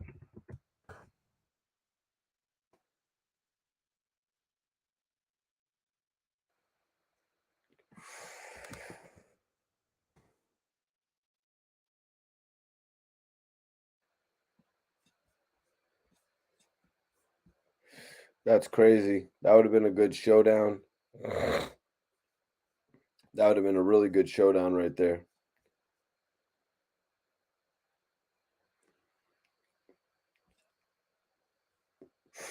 Yeah, Jay, I thought it was this week too. I thought it was coming out the same day as Gucci's 1017 Re-Up album. We did a poll the other day. The majority of the poll actually thought that Gucci Mane would move more units than the game first week, which I probably actually I agree with, because I think Gucci would probably do about 40,000 first week. I think Gucci would probably do about 40,000 first week, and I think Game would only do about 35,000, something like that, 32,000, around there for the Drillmatic album. Because it's like, they could have did a whole lot more promotion. Whack should have been promoting this every time he's doing another video talking about somebody else. I don't know, maybe he doesn't have that much invested in the Drillmatic album.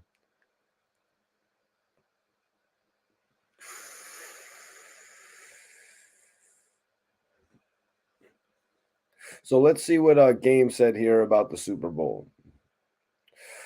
So Game spoke on the Super Bowl. Game said, the real reason I'm not on the Super Bowl is because I'm not a safe artist. It's just like he's not safe, so we went with the safe artist. So hold on one second. You're telling me that 50 Cent is the safe artist? 50 Cent is the same man who tried to run a headphone company directly against Dr. Dre, and they had to blur out the SMS audio hat when they filmed a video that was Interscope influenced. And you're telling me that you feel like you're the one who's not safe? 50 Cent showed up to an Interscope release with a direct competitor, his company that is directly in competition with Beats by Dre. And you're saying you're not safe. And you're saying that you're not safe. Like, come on, let's be real. Let's be real. Yeah, Who Kid knows he has the invite to come up. I actually got a couple friends, producers and shit, who mess with Who Kid. So I've actually sent word out to Who Kid. I definitely like Who Kid to pop in on the channel.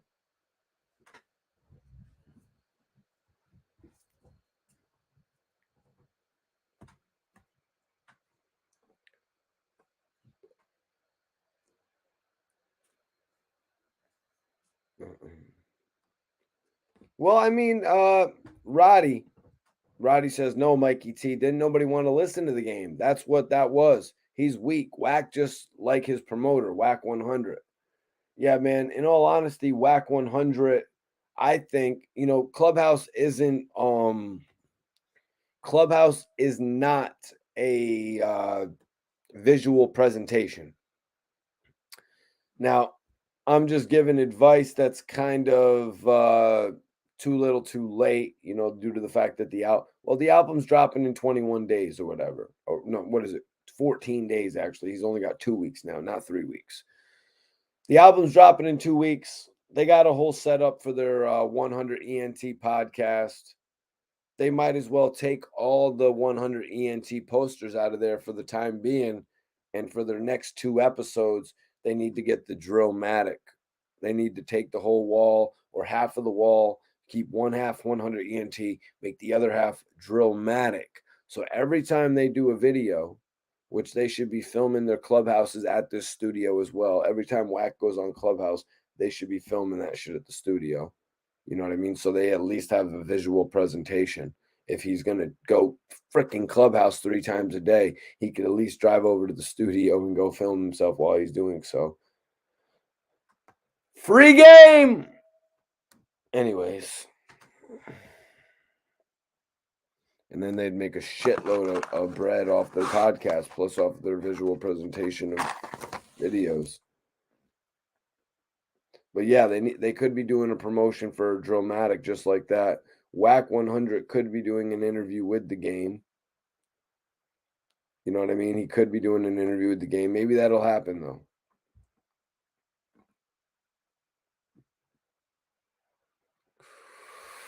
Big opportunity. What do you guys think? Will Game just do an interview with Whack 100? I see that being a likelihood as far as promotion for the album is concerned. Why haven't they had Game on the Breakfast Club? Am I bugging out, you guys? Am I bugging out, you guys?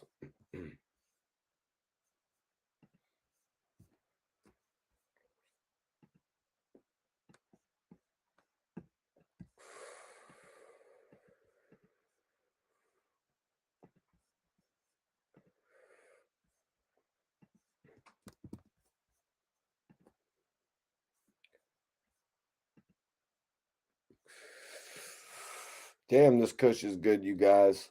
I appreciate y'all for tapping in with me, even when I'm smoking my kush. But I know a lot of you guys are smoking your kush too. We all smoke the best kush together on this live podcast. Y'all are watching the Mikey T, the movie star podcast. You heard?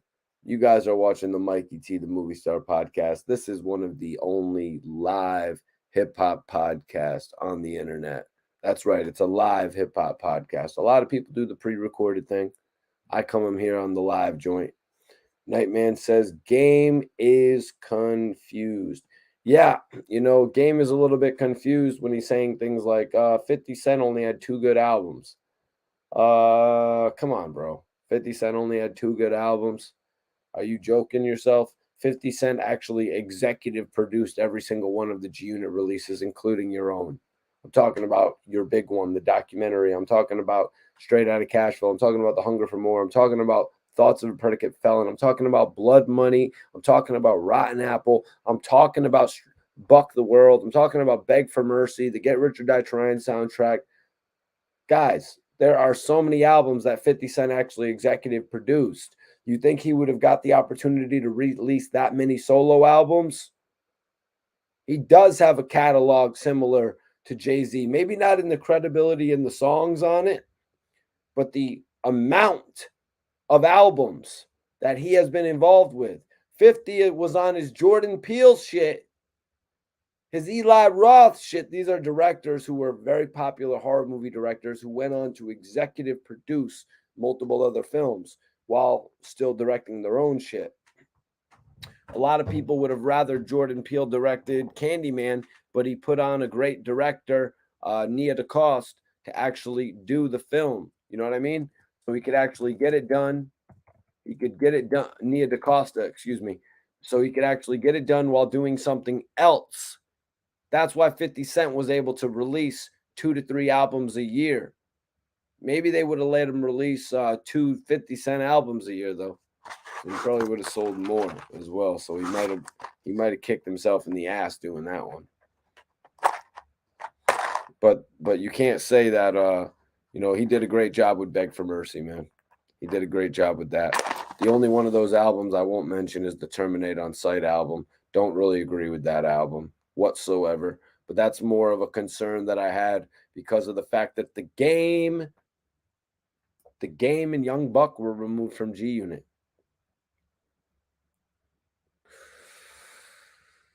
The game and Young Buck were the only elements. Well, excuse me. The game and Tony Yayo joining up with Buck, Banks, and 50 were the only elements that could have made the next G Unit album better than Beg for Mercy. Once they were down to the core G Unit members now, with Young Buck being removed, and then we're back to G Unit New York, I knew we could not get a classic, you know what I mean? A classic G Unit album again. I just knew it, because of the fact that the Beg for Mercy album, you know what I mean? It seemed like a culmination of all those G Unit mixtapes, you know what I mean? And then the fact that Young Buck came into the mix, it actually gave you a different flavor. You know what I mean? So you weren't overdosing on that New York shit. You know what I'm saying? And I love the guys from G Unit, man. Fifth, Banks, Yayo, you know what I'm saying? Loved the G Unit material. But when Young Buck came in there, it gave them a industry. It gave them a different look and perspective in the industry, the way that 50 made Buck mainstream, and the way that they made Buck mainstream from being this guy, this tag along, this Cash Money tag along, the fact that he made him more mainstream, it gave Banks that extra push as well, you guys. And that's just a fact.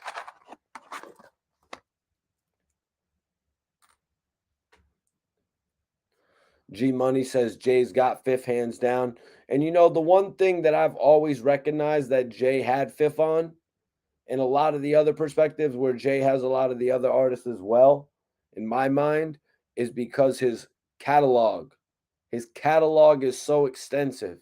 But when you look at 50's catalog and the amount of albums that I just named, the fact that 50 was involved with all those, they could be put up. But then you got to go, Jay would go, well, how about the fact that I was involved with this, and that? You know, Jay-Z was actually involved with a lot of albums as well, you guys.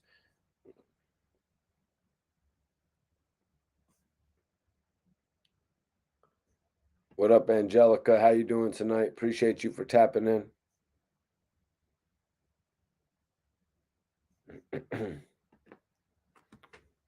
Well, I just found a way to make the Jigga and 50 comparison a little bit more interesting. You know, if we take it into catalogs, you know what I'm saying? That's where you'll probably get the most interesting details from their shit. So let me read this message from Young Thug, you guys. Young Thug sent out a message from jail.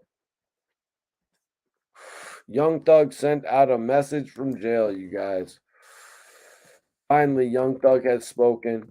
We've seen a lot of people, you know, speaking on Young Thug, actually talking about how, for one instance, he had to go pee, you know what I mean? And he has to be excused.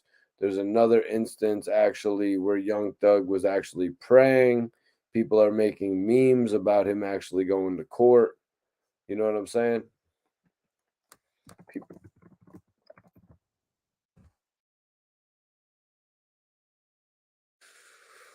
Well, now you guys, Summer Jam.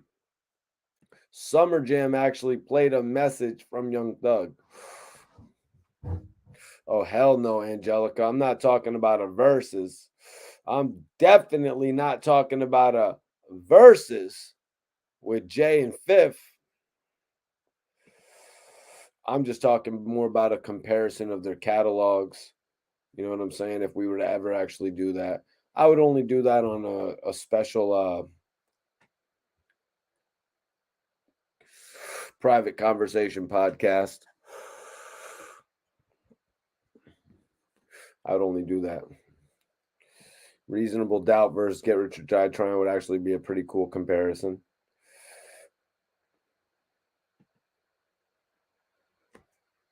Yeah. That's something that you would have to take into perspective as well. The fact that 50 Cent has actually only recorded on records with Big, with previously heard material, recorded on Pac beats. You know what I'm saying?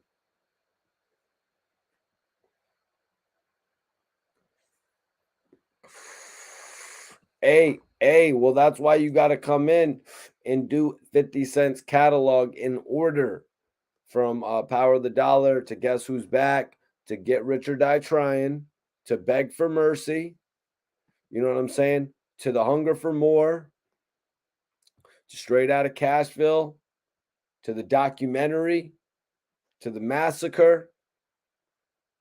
You know what I'm saying? To Thoughts of a Predicate Felon, to the Get Rich or Die Trying soundtrack. You know what I'm saying? You guys, you got it to the Mobb Deep Blood Money album. Rest in peace, Prodigy. Salute to Havoc. To the Lloyd Banks second album. To his third album. To Buck's second album. You got to put the catalog in perspective like that, you guys.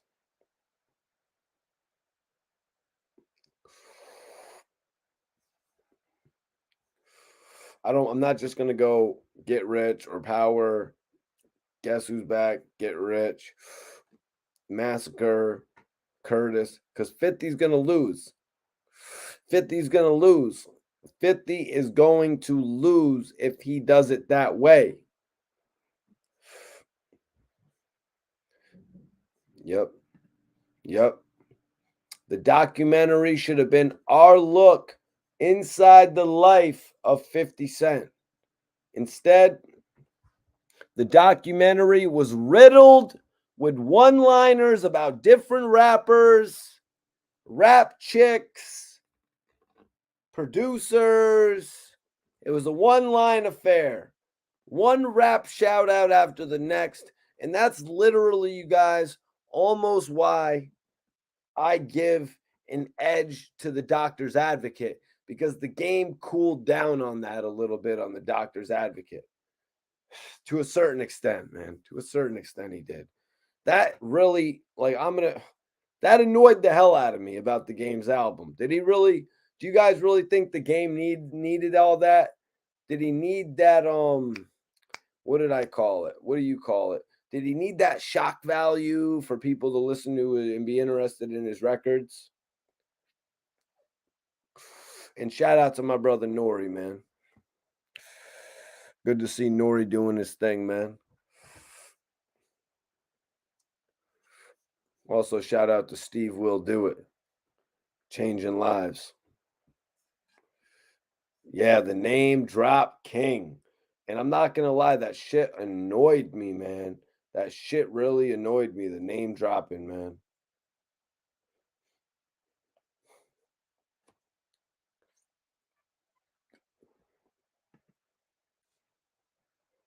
I just feel like Hate It or Love It was really personal to 50 Cent. It would have made a lot more sense if 50 Cent followed up Get Rich or Die Trying with records like How We Do and Hate It or Love It on his album instead of Candy Shop and Disco Inferno. I think Candy Shop, and let me know if you guys agree with me. I think Candy Shop and Disco Inferno probably should have been the next album.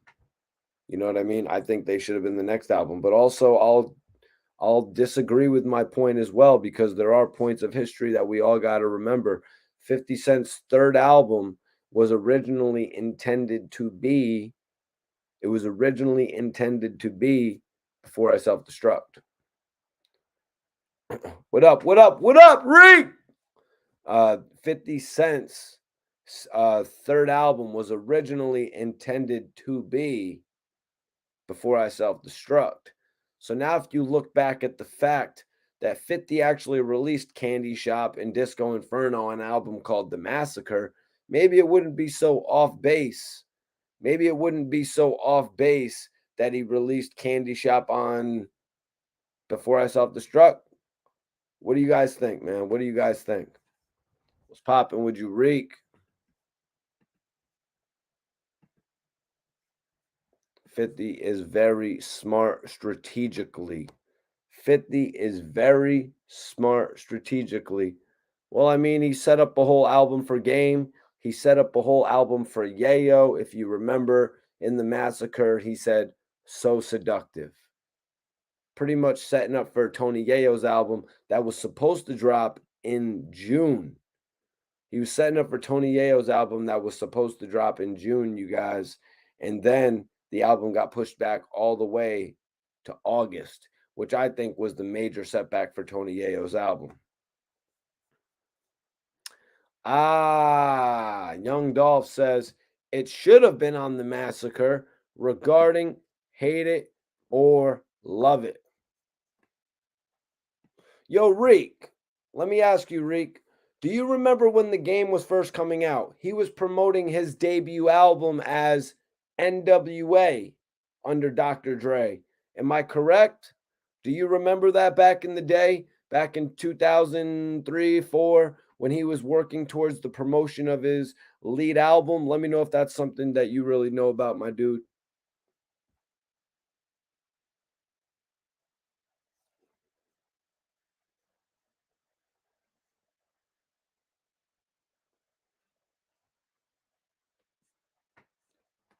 I think that was a typo.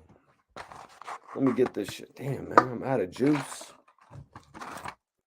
All right.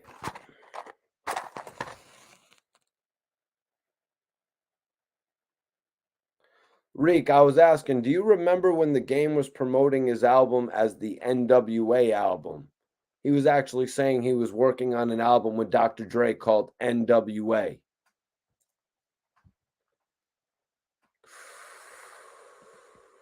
Let me get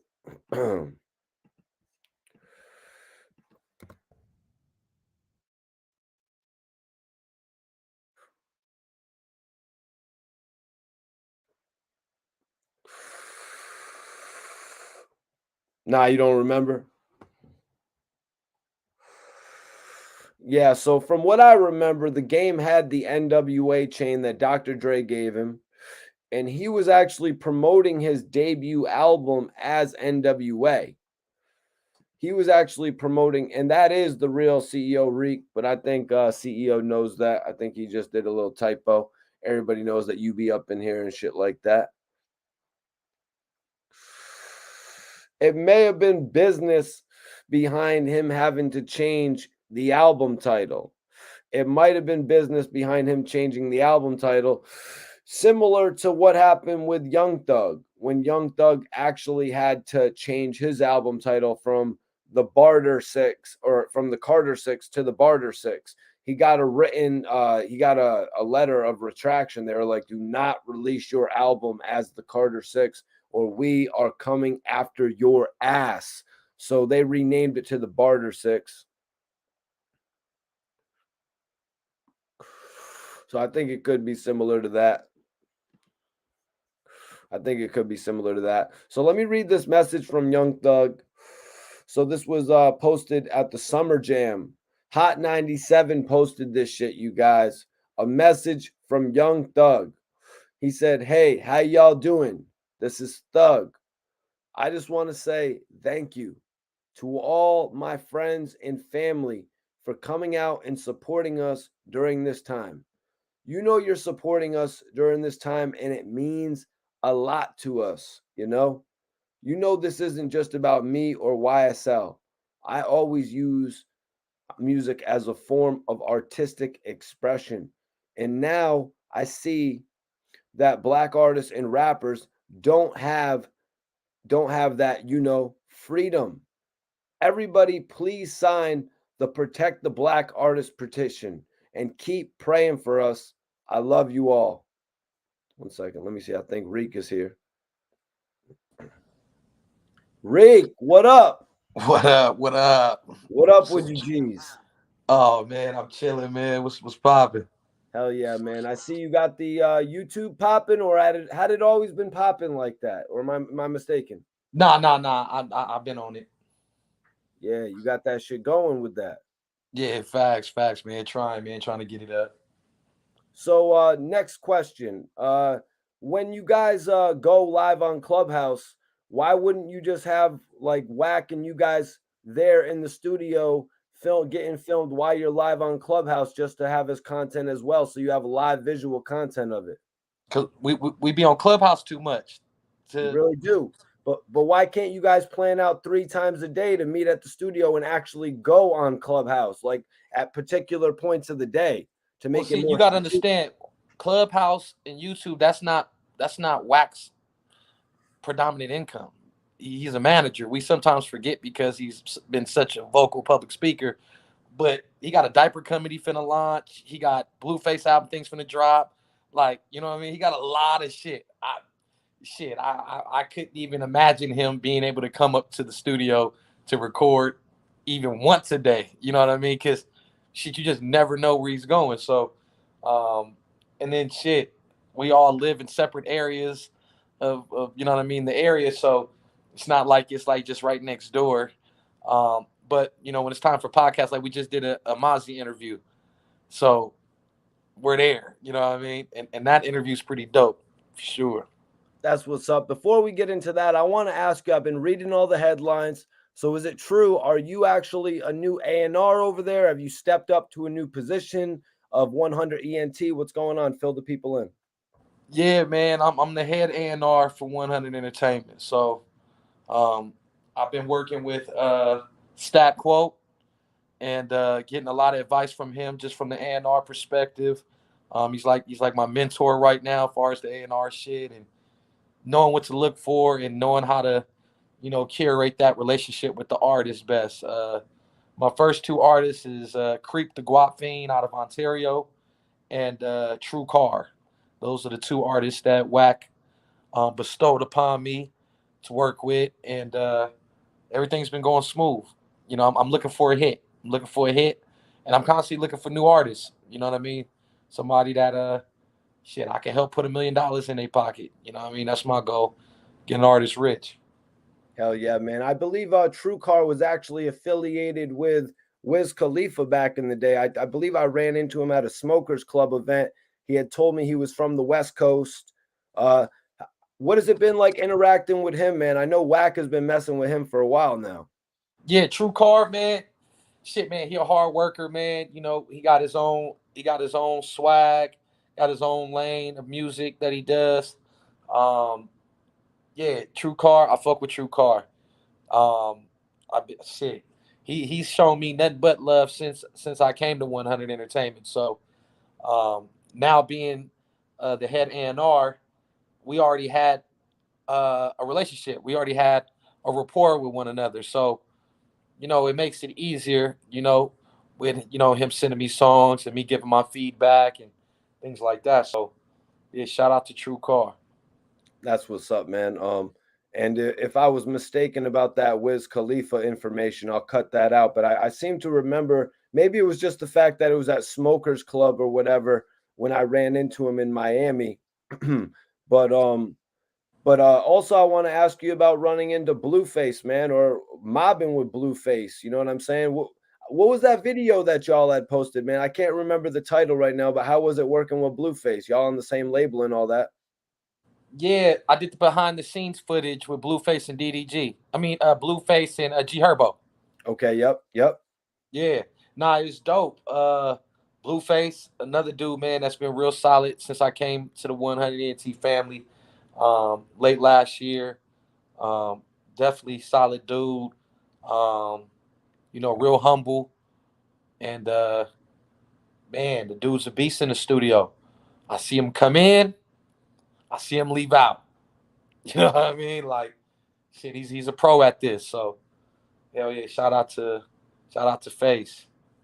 Hell yeah, man. Does he be you gotta talk to me about his girlfriend, Krishan. Have you ever met her? She like tattooed I him seen on her. her I neck. seen her one. I seen her one time. That was about it. I seen her one time. She was in the car. Yeah. Well, what do you make of her tattooing her neck, Blueface on her neck? That's gotta be big promotion. You think that's what she's thinking, or loving Shit, hip man. hop? Me, I don't even think about it because I fuck with Blueface. So whatever personal shit he got going on, I'm no longer a spectator.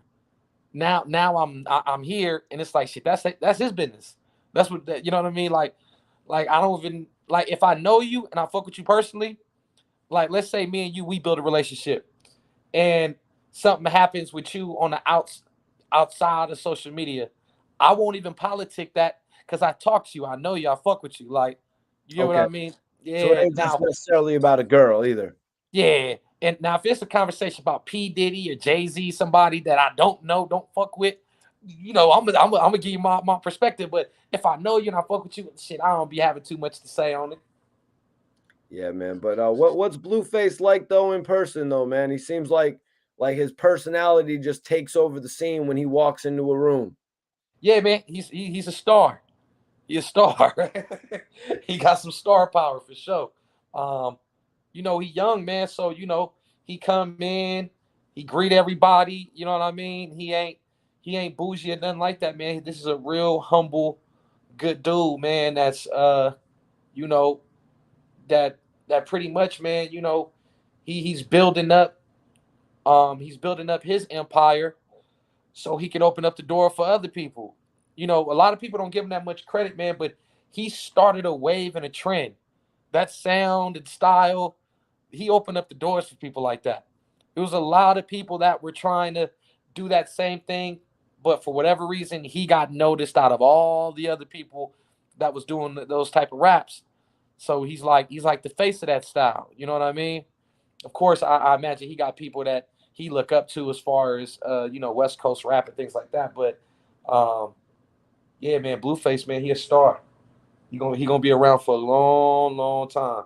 His fan base is crazy. They come out and support him wherever he go. You know what I mean? They love Blueface, man. You know, he a young dude, man. So, you know, he I'm got it. telling you, man. He'll probably be on Love and Hip Hop with her at some point. I know they do their OnlyFans, the Blue Girls Club or whatever it's called, Yeah. but they need to get some TV shit popping over there, man. I think they said that's in the works. They already preparing to pitch it to somebody. So I think that's already in the works. So, yo, Reek, did you hear about the whole Well, first I want to ask you about having Mozzie up for the interview. You know, Mozzie really getting a big build right now with CMG. What do you think about Yo Gotti giving Mozzie that look right there? Shit, man. I'm gonna keep it 100, man. I think it's way past overdue. I think Mozzie, just the body of work, the things he's been putting out, I think this is way overdue. You get what I mean? Um, You I'm might know happy that better than I'm me. happy that somebody snatched him up and got him right. He deserves it. I can't say that I'm not disappointed that somebody from the West couldn't have grabbed him, and that it got to be somebody all the way over there. But you know, at the end of the day, you're gonna go with what opportunity or what situation um, suits you best. And if Yo Gotti is gonna take care of him and get him right and do all the things he supposed to, shit, man, I can't be nothing but happy for him. But it's a good look. It's a good look, but it's just overdue, way overdue. He should have been got that shot. But for all I know, he could have been offered big shots before, and he probably was just holding out for the right one. So shout out to Mozzie. Had you connected with Mozzie ever before doing the interview with him? Yeah, I'm in the Mozzie TrueCar music video. It ain't out yet, but I'm in the video. So um, yeah, I think that was the first time that I met him at the music video shoot. So how was it seeing him for the interview, man? Did he come with the big old CMG chain? How did he feel about the new situation? Could you leak anything to me? I don't want to have too much release, but Nah. He came in. He actually said this was the best interview he's ever had. He said this is the best one I've ever had. You know what I mean? He like, you gonna see the interview. It's all over the place, but shit, he enjoyed it. You so know, it's the next episode of the 100 ENT podcast, no, not the next episode. Not the next episode. but it is on the 100 ENT podcast. Yeah. The DW Flame interview is gonna come out before the Mozzie. Lit. And yo, tell me, man, what's going on with Gillie and Whack right now, man? Can you talk about that? Hey, like he said, he'll holler at him when he see him. They'll rap. These brothers know each other, and shit. That's shit. That's them. You know what I mean? Ain't really too much. Shit ain't really too much going on except, like he said, when he see him, he gonna holler at him. He gonna rap. So Why was it getting so tense at the filming of the first podcast, the Mount Rushmore of podcasts, man? What Gillie and Wallow were doing, they were doing promos for y'all, that for the Raycons, for everything they could promote. Why did it get so tense there? what do you mean tense? They was yelling at each other, man. Oh, you talking about during the podcast? Yeah, Oh, you talking about the Mont Podmore episode? yeah, the first episode. Oh, I didn't think it was getting tense. Okay. Every podcast interview shit I see with Gillie and Wallow, besides the Jay Prince one, they always yelling and going crazy. Only time they shut up and sat there and it was it was just on their best behavior was with Jay Prince. Shit, all the other ones they going crazy. Yo, so that's kind of crazy, man. You know, them having Jay Prince up there. I saw you actually had a few things to say about that because everybody was kind of saying to you, like, yo, Reek, chill out, man. Leave this one alone, Reek. You don't need to be talking about Jay Prince. But then you saw Jay Prince on Gillie's show and you said a couple things. Do you kind of just want to leave Jay Prince out of the equation? How are you feeling about it now, Reek? Shit, I don't give a fuck. We can talk about Jay Prince. Shit, that nigga don't shake no grounds around these parts of town. Shit. I don't live in H-Town. Shit. So yeah, Wack obviously took major offense to Gillie and Wallow having him up there, discrediting him on a podcast with like 1 million views at this point. I could see why, you know what I mean? He was calling him, you know, a rat on the show and shit like that. That's not cool to have somebody saying that on a big ass platform like that. So I could see why he would take offense. But I got a feeling that business is business and they're gonna get through this. Last time Wax said he's seen him, it was all smiles and shit. I think it's gonna be the same thing if they run into each other at BET weekend. What, BET weekend's coming up soon out here in LA? June 26th. Oh yeah. Shit. My birthday June 25th, so you know, shit, I'm gonna see. I don't think no all smiles, but I think a real conversation gotta happen. Oh yeah, you're right. You're kind of right about Yeah, that. yeah. I don't think it'll be smiles because at the end of the day, the way that Unc is, he wouldn't let somebody come to his podcast and kick nobody he fuck with. He'd be like, whoa, whoa, whoa, whoa. Now that's my nigga. We ain't finna do that. And if they continue, then Wack is gonna turn it up a notch, a little bit higher, till it's full blown shit, spit and tables getting smacked and all different type of shit. Cause he's not going for none of that. You gotta understand, Wack, he comes from an era where you don't let nobody disrespect nobody you fuck with. You don't let nobody play with nobody name that you fuck with. Period. It's looked at as a sign of weakness. Even if you don't fuck with the dude super duper heavy. If you talk to him on the phone, you fuck with him enough where you call him and he could call you, you know, you supposed to say, hey, I know y'all not seeing eye to eye, but I fuck with him too. Let's chill on that, man. Let's chill. Hold on. But to sit there, it's crazy. So, you know, Yeah, I do Wack, want Wack. to point out. If anything, Wack is guilty of being loyal, being true to it. You know, it's the only thing he guilty of. Shit. But we all guilty of being loyal to some degree. You know what I mean? So, but you know, Reek, I just respect that he stand 10 toes on it. So, you know, that's how the yeah, shit go. no, I hear you, man. I hear you on that shit. You answered that question right. I kind of even forget where I want to take it from there because you answered the question. So, you know, right. You know what I mean? I was going to say a couple different things. Like the man legitimately tried to call Birdman in the middle of your podcast, Reek. Yep. That would have been funny. That would have been lit as hell, though, man. Hell yeah. Nah, it was lit, man. The energy was there, man. Everybody left. Everybody dapped, all that, and everybody went their respected way. There was no strife or nothing like that. But you know, at the end of the day, everyone's not gonna be a stand up type of person to the sense where, oh, if you ain't fucking with him, man, I ain't fucking with you. Everybody don't get out like that. So no one expects anyone to be like that. But the least you can do is say, hey, man, we can't use this platform to bash the homie. Or I'm going to edit that part out, send it to the bro, but I'm not going to air that part out. You know what I mean? It was just weird.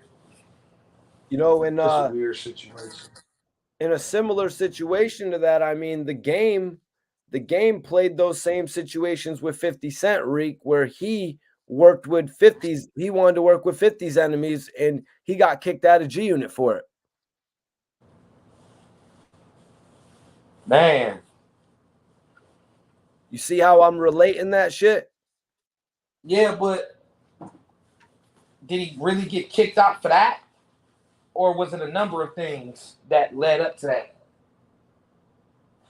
Well, I did hear something about a glass of wine getting slapped out of 50's hand. Oh shit! See, I don't know about none of that.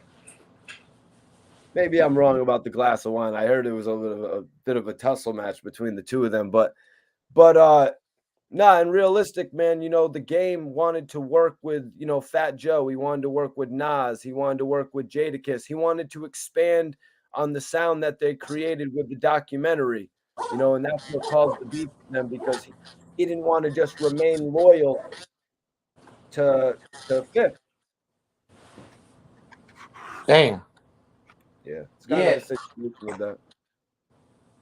Hey, at the end of the day, shit, man.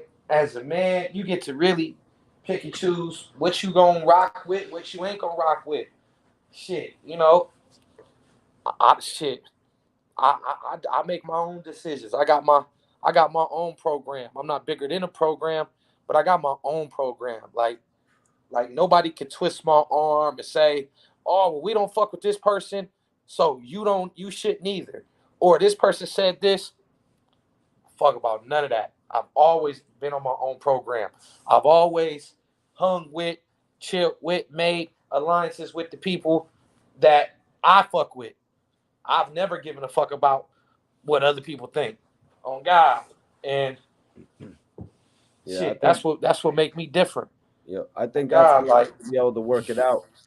Can you say anything about Drillmatic? It looks like it's coming out July 1st. Can you say anything about Drillmatic for the people, just so we can get a little promo for that in there? fire. Fire. It's like the documentary again. It's like the documentary, man. I ain't gonna hold you. She got some East Coast vibes, got some Chicago vibes, got some down south vibes, and got a West Coast song with a very special person on there. That's all I'm gonna say. It surprised the shit out of me when I went in there in the studio and I heard it. I said, "Is that such and such?" It's like I said, "Ooh wait, that's crazy." You know what I mean? Game niggas just go, man. This nigga's the GOAT. When y'all hear that album, y'all gonna see what I'm talking about. It's a lot of people that come out the West, man, that I fuck with. But Game, this nigga's above and beyond, man. Above and beyond. Did you get to ask him why he was calling it Drillmatic, or is that something that doesn't really need to be asked when you're in the room with the game? I can't hear you. Say it again. I said, did you get a chance to ask the game why it was called Drillmatic? Nah. Cause I was never under the impression that that's what it was for sure gonna be called. I was like everybody else. I didn't know that's the for sure name. You know what I mean? I didn't see any Drillmatic shirts or stuff going on with it. So I never asked like, oh, why the name Drillmatic? That's something more I would ask when it's stamped and they like such and such comes out on such and such. The name of it is this. Then I come with the question. But I can already imagine why it's called Drillmatic. You know what I mean? He fuck with Nas, Illmatic, Stillmatic. You know what I mean? Now Game coming with the Drillmatic. You feel me? Putting it right there with them. So yeah, shout out to Nas, man. Yeah, man. Yeah, Reek, I really appreciate you joining me. Is there anything else you wanted to say to the people? Man, I really appreciate it. I'm going to cut this shit up, though, man. So I wanted to put a little splice of that Drillmatic in there just so people know. It's like when you're doing shit, you got to be promoting because you're now the A&R of this shit. What's the label Sure. called? What's the label called? Is it just 100 ENT? Yeah, 100 Entertainment. 100 Entertainment. You're the A&R for that shit. I got your back over here, Reek. So when I put some of this shit out, there'll be a little splice on there for Drillmatic as well, just so people know it's all about business at the end of the day. And you said you wanted to put $1 million in somebody's pocket. Let's get it, Reek. For sure, man. Before I go, man, check this out. Can I cuss on here or no cussing? Not really, man, but you know what I'm saying? Try not to do that, to be honest with you, and try to keep it clean on your YouTube as well, Reek, when you be going live and shit, bro. Just because you got to think about the business. Try to keep them F words out if you could, bro. All right, check this out. Check this out, man. For all you motherfuckers, let me correct myself. For all you people who be out there talking that shit, right? What you got to understand is is that I made my own way. I made my own lane. I did what I had to do to get discovered, right? So all that sideline shit, all that, I don't give a fuck. You want to get blocked? You want to get removed? Go ahead, do all that. I'm just gonna block you. Um, y'all are super convinced based off of Clubhouse that I'm just some punk ass dude that motherfuckers just gonna have their way with. That's not the case. I promise you, if you see me in real life, you not getting CEO Reek. You gonna get somebody else. So before Clubhouse, before social media, I lived a regular life. I just happened to strike gold on Clubhouse. So if you really got a problem with me, right? This is what you do. When you see me, do your shit. Get busy. Go viral. Make sure that your homie recording so you can get some views. Go viral. Go ahead and try it. You gotta understand, I get so much scrutiny, right? I get so many people talking shit. I can't wait to show off. I can't wait to get a W. I'm literally waiting for the first person to walk up to me with a camera talking about, yeah, CEO Reek, what's up, you old bitch ass woo. I can't wait because I'm gonna fuck you up. I'm gonna go crazy. I'm gonna go viral. So just know that I'm thirsty to show you motherfuckers what these hands do. Straight up and down. I'm thirsty to show you what these hands do because y'all do a lot of this. And I think y'all hearing my voice. Think y'all seeing how I look. Y'all like pretty boy motherfucker, all this. Mike Tyson part, all that.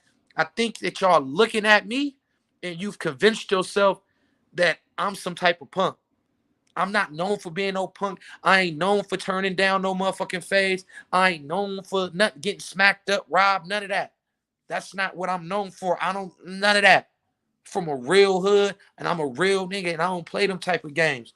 So play if you want, but you better be prepared with what I'm coming with. Cause when I'm defending myself, or it get to that type of situation, I got a lot to live for, and I'm not going for no walk in the park.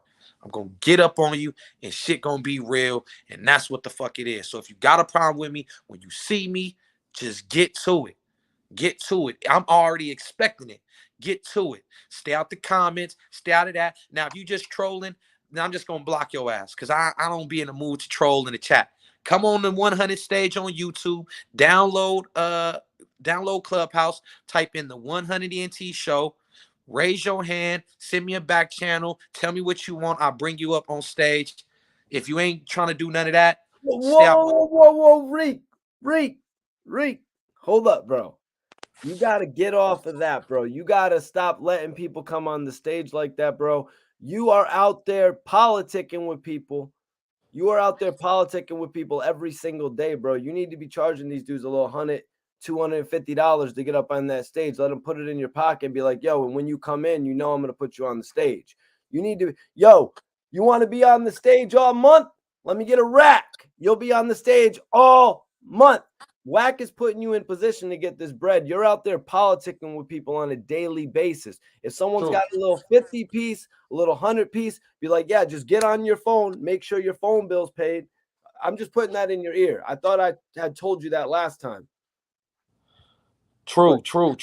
Hey, you know, I'm gonna put that together. Why did you do that? Is that not allowed or something? No, I'm gonna put it together. It's just steps in how I got to go about, because if you take a person money to be able to come on stage, that does not give them free right to just interrupt the space, say and do whatever they want. And in their mind, I paid, so let me rock, let me interrupt, let me check the subject to hear. And they be trying to line up people with weird questions. They'll whack. What do you think about Dr. Dre? What do you think about this person? Well, bro. All right. Well, when you run into that one person who's like, yo, Reek, I want to holler at Whack tonight. And I got 3 bands for you right now. And I want to have and then you got to go to Whack. Yo, Whack, this dude's got 3 bands for us. He just wants to have a conversation. You got 3 bands? All right, we can have a little half an hour here, 1,500. You know, Yeah. you're probably going to run into guys like that who are going to be like, yo, I want to have a conversation tonight with Wack, or I just want to be on the stage, lower end. Maybe you got to offer something like 3 questions. You know what I'm saying? If at the minimum or something like that. But yeah, you got a lot more knowledge of it. You know, people are crazy in there when you get in it. Just wanted to put that in your ear, though. No, for sure. But yeah, like I told y'all, man, y'all niggas stop eating Franks, man. Go get you a link and chop it up with a knife and a fork. Stop eating Viennas, man. You niggas be on me too much. Y'all be on me. You niggas hate me more than y'all hate the 6ix9ine nigga. That's what killed me. Social media, y'all hate me more than y'all hate Tekashi. I ain't did no bullshit. I don't got no smut on my neighborhood. But y'all definitely got the work for me, man. So shout out to everybody on YouTube, man, and all that, man. And y'all stay safe, man. And y'all stay dangerous, man. CEO Reek the Sneak. Y'all like, man. Yo, Reek, quick drop. Shout out Mikey T, the movie star. It's CEO Reek the Sneak. Shout out Mikey, Hey, movie star. big shout out to Mikey T, the movie star, man. Shout out to Mikey T, the movie star, man. Always coming with some content, man. You know what I mean? Always pop up, man, to fuck with the boy, man. So salute to him, man, his YouTube channel and all that. Y'all make sure y'all check him out, man. And if y'all have not, make sure y'all hit that subscribe button, man. Check out the 100 NT show on YouTube as well. And salute to y'all, man. Reek, I appreciate you for tapping in. Salute Reek for tapping in and giving me that interview right there. But yeah, Reek wasn't really talking to y'all. It's more for interview purposes. You know, there's a lot of people that call Reek out, you know, about various things. He's gaining notoriety, so he's got a lot of people. It's like when you watch television or you watch anybody on YouTube, there's going to be a lot of people commenting in who are like, yo, that guy sucks. Yo, that guy has a messed up hairline. Like he was saying, he had the Mike Tyson. I didn't know that was the Mike Tyson part, but I did not want to mess up the interview by being like, oh, Reek, it was the Mike Tyson part. I had no idea because he came in and gave me a classic speaking about Mozzie, actually speaking about the whole Jay Prince situation, the whole Gillie and Wallow. Not to, you know, because like he was saying, he really doesn't like to be talking about people's personal business when he actually knows them and shit, like in regard to the whole Blueface thing with, I believe that her name is pronounced Krishan. She actually tattooed Blueface on her face, which is a crazy viral moment. Since I had Reek in here, I figured I'd ask him about that. I mean, you know what I mean? Reek be answering questions and shit. Yeah, you know what, man? The whole I'm more concerned about you know what I mean, other words than the F word, to be honest with you, man. I don't like to use it so much on the channel. You know what I mean? But I honestly appreciate him just coming in and giving me the exclusive interview tonight.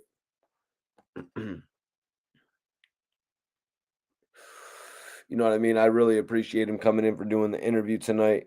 Last night, actually Milk tapped in. So kind of crazy. You know what I mean? It's always great to see that people are watching. G Money says, I'm not a fan of Clubhouse. Why not, man? I wasn't into Clubhouse at first either, but it's really as simple as putting the app on your phone and then it'll literally send you notifications about conversations.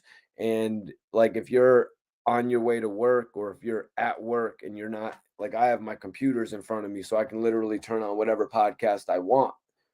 But when I'm on my phone, and shit like that, you can literally, so I'm on YouTube on my phone, right? But when I'm on Clubhouse, the shit will just play even if it's in my pocket. Take that into consideration. There's actually, I think there's a way you can make YouTube actually play while you got your phone in your pocket as well. Because I'm not big on headphones, man. I literally just keep the shit in my pocket while I'm sitting there or driving. But actually, now driving, I got the whole shit attached to the car. Sorry, y'all. I'm ghetto with it, man. I didn't have that shit attached to my car for the longest time. I'm late. I'm late on technology, man. Like I literally just started getting the music with the Bluetooth attached to the shit. I'm mad freaking old school when it comes to that shit, man. Everybody shoot Bella K a follow.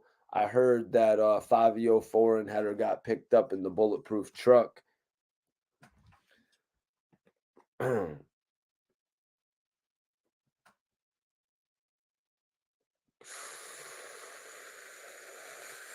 Yo, CEO, you're not on Clubhouse, bro? Why aren't you on Clubhouse? Nah, I know, Dolph. I cannot stop everybody from cussing, man. That's one thing I can't, bro. Yo, Dolph, come on. You've been in here. You've been in here, bro, and we've seen the conversation and where it goes in here sometimes, man. So let's be honest. Reek probably was like on the level of guest. I would have to say on the level of outrageous guest. I mean, I don't even want to go into the list, man. One time Jamie Foxx, one time there was 40 Glock was on my channel talking about how Jamie Foxx ran into the bathroom. Yeah, I am. I'm on Clubhouse, bro. Mikey T, movie star. Get up on there, man. It's literally as simple as just putting it on the app on your phone. The app is literally right on your phone. See, I got it right there. It's just like this app of 3 different people. Don't be thrown off when you see that.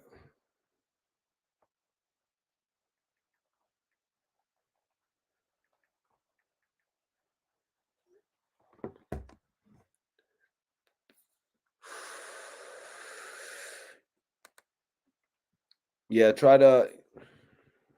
give it a try, man. I'd be on there and shit. You can literally just listen to the conversations.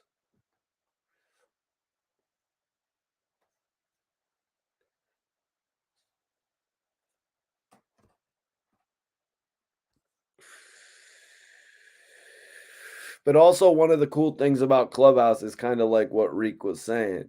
Like they will just start saying the most random crazy shit. Like you can't really control them. That's one of the reasons that people like be tapping in there and shit. Like so they can just hear the most outrageous shit. You would never like some people in there when Whack is doing an interview or when anybody is doing an interview, you know what I mean? They'll just pop in. Like I've heard multiple people on there. I've heard Joe Budden on there. I've heard Cadillac Ta on there. You know what I'm saying? And sometimes people will just blurt out outrageous shit.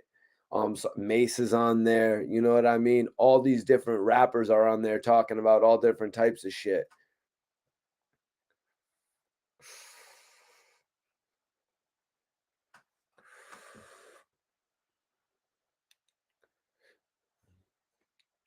Game hands down. Oh, let me check out the poll, you guys. I'm interested to see.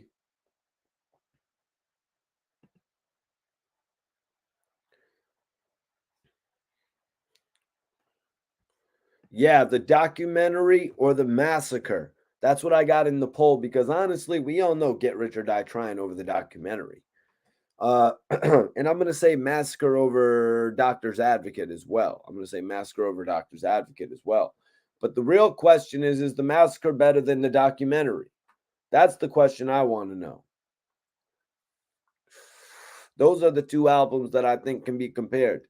The Game might edge out. What did let me ask you guys, what song did 50 Cent feature Tony Yayo on with the Massacre? What song did Tony Yayo do for the Massacre?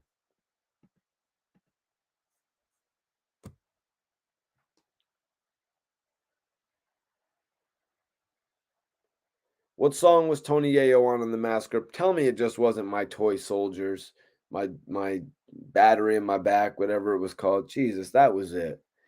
That was a hard. Was that really on the second 50 Cent album? I'm giving it to the Game if that's the case.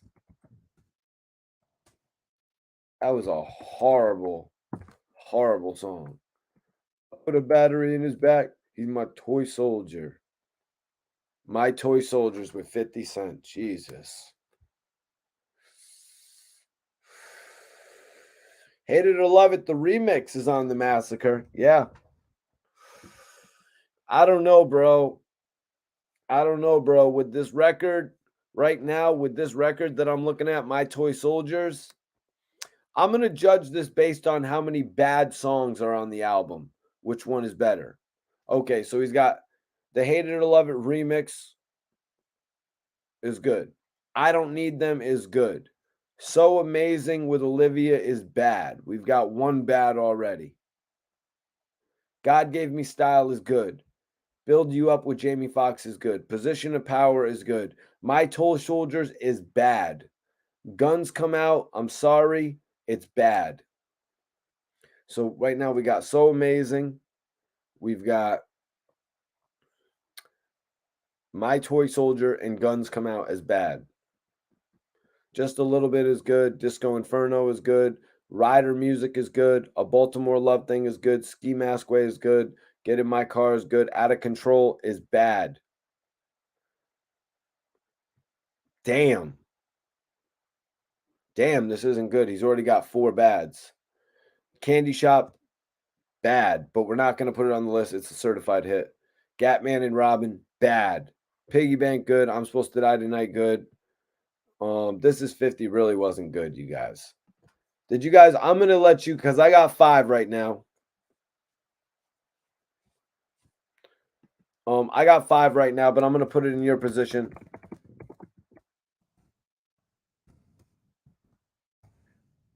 I'm going to put it in your position in the chat. This is 50 song. The song where he was like, was it good or bad, you guys?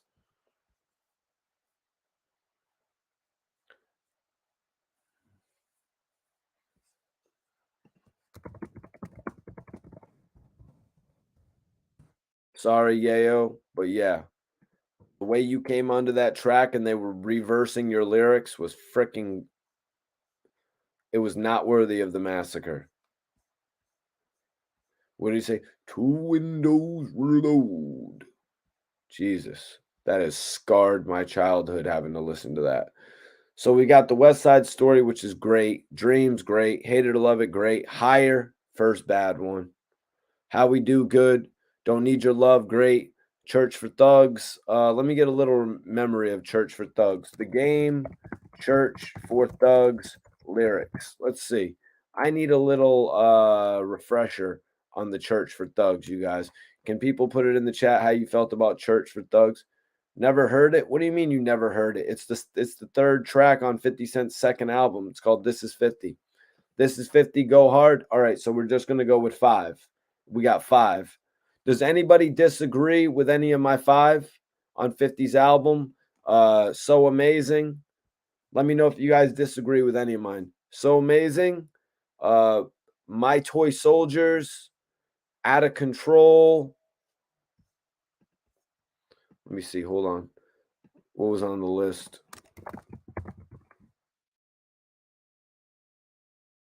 Let me see here, you guys. I'm sorry. So I had So Amazing. My Toy Soldiers. Guns Come Out. Out of Control, and Gatman and Robin. Those are the 5 I got. I'm sorry, you guys. Guns Come Out was just a little bit slow for me and boring. It was just a little bit slow for me. So we got 5.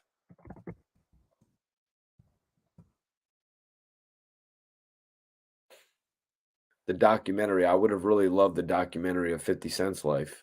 You know what I mean? As an album, they could have sold it so well. Like, yo, this is the 50 Cent documentary in album form. But nah, we got the Games album. But you know what? It sold about almost 600,000 first week, anyways.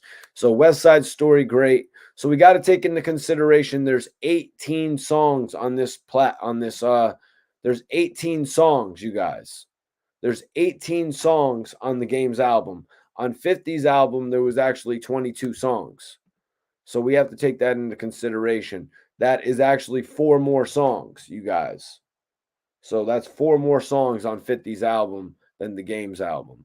So that's going to be taken and weighed into consideration here. What do we got? We got West Side Story, good. Dreams, good. Hate It or Love It, good. Higher, bad. How We Do, Don't Need Your Love. Oh, yeah, that's right. We're looking for the lyrics for Church for Thugs. Does anybody have any Church for Thug notes in here? Church for Thugs is good money. Had to pull it up. Who's on the hook for Church for Thugs?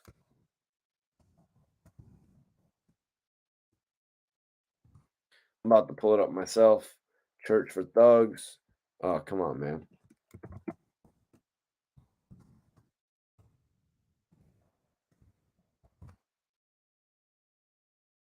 I got it right here. I'm going to get these lyrics. Oh, Just Blaze. Yep. Yep, I love this one. To all the dudes on the porch getting their hair braided, cornrowed by a LA bitch.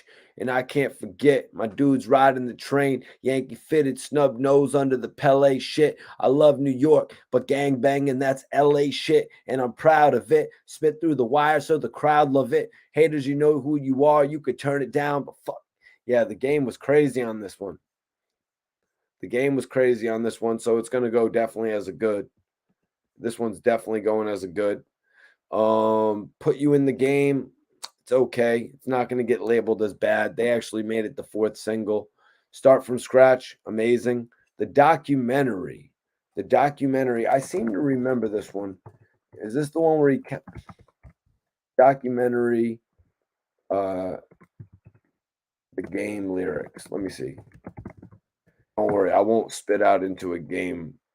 The game. I was just having a memory of how that beat was in my mind. Let's see.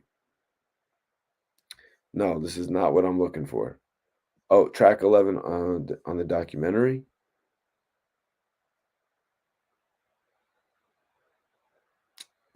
Yeah, I like that. Yeah, I like this one actually. The documentary was great because that's one where he was mentioning all of the classic hip hop albums. I'm ready to die without a reasonable doubt. Smoke chronic and hit it doggy style before I go out. Until they sign my death certificate, all eyes on me. I'm still at it, Illmatic, and that's the documentary. That shit's classic in my mind. You never forget that. In My Hood was great. In My Hood was great. A little bit. It was like, damn, Fifth. It was like, Fifth, come on, really? You're doing 2-verse songs? That's where we're at with it now? Just my honest opinion. That's where I was at with it when I first heard 50 Cent. So yeah, the documentary Running with Tony Yayo was great. No More Fun and Games. No More Fun and Games. Jesus, we got to look up another one. These tracks definitely aren't as memorable as the Massacre.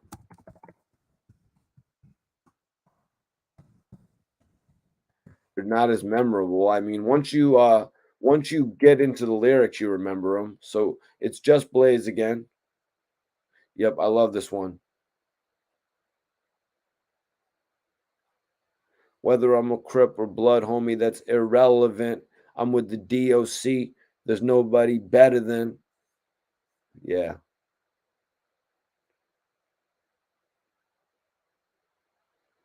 He said, somebody tell Easy they still yelling it. I'm with your homie Doc Dre on the television. Yeah, this was great. Yep, and this is where he had first said that lyric. He said, I move cars like spinning rims. Yeah. Yeah, the game is dope, man. The game is dope. The game is absolutely dope, man. So No More Fun and Games is good. We Ain't is good with Eminem. Where I'm From with Nate Dogg is good. Special as well with Nate Dogg is good. Like Father Like Son is good. They're all good. I don't think I said one bad song. The only edge, the only edge that the documentary actually has, or I should say the only edge that the Massacre actually has on the documentary is that all of the songs you actually remember them. Like some of these songs, we're gonna do which ones I did not remember. So obviously, I remember West Side Story, Dreams, Hater to Love It. I remembered I did not like Higher. So we got How We Do, but that's not what we're doing. The ones we didn't like, because there was one I didn't like on this album, Higher, which they had in 50 wrote that. It said he's credited right there for writing it, and Dr. Dre produced it, and that's why they kept it. Wow, 50's credited for writing and Higher as well as The Game, you guys. So let me see. Don't Need Your Love. Everybody remembers that. I had to look up Church for Thugs. I had to look up the documentary. I had to look up No More Fun and Games. Yeah. Yeah, so that's interesting. So I only had to look up 3, but there was only one that I didn't like. Let me see which ones. So In My Hood, if you know In My Hood, you know this is 50. You know I'm Supposed to Die Tonight. You know Piggyback Bank. You don't know Gatman and Robin because you just wish you never heard it. You know Candy Shop. You don't know Out of Control. Does anybody in here remember how the first Out of Control started? The second Out of Control is so lit.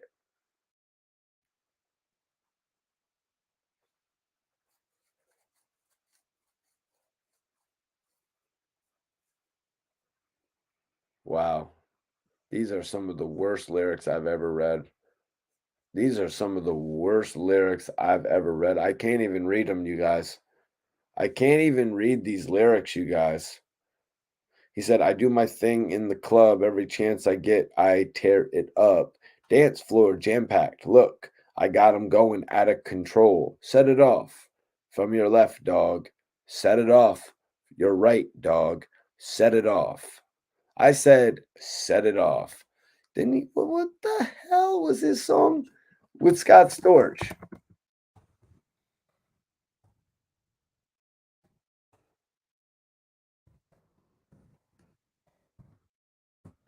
What was that one that he did with Scott Storch from his Before I Self-Destruct album? It was the one where he did the video. It was like the I Am Legend video.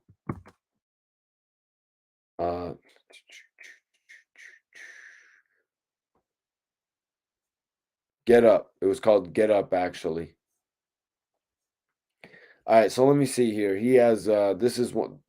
So basically, this is bad. No, where is it? Sorry, guys. Let me get back to it. My bad. Let me get back to it. So, Gatman and Robin, you don't remember. Out of Control, you unfortunately remember.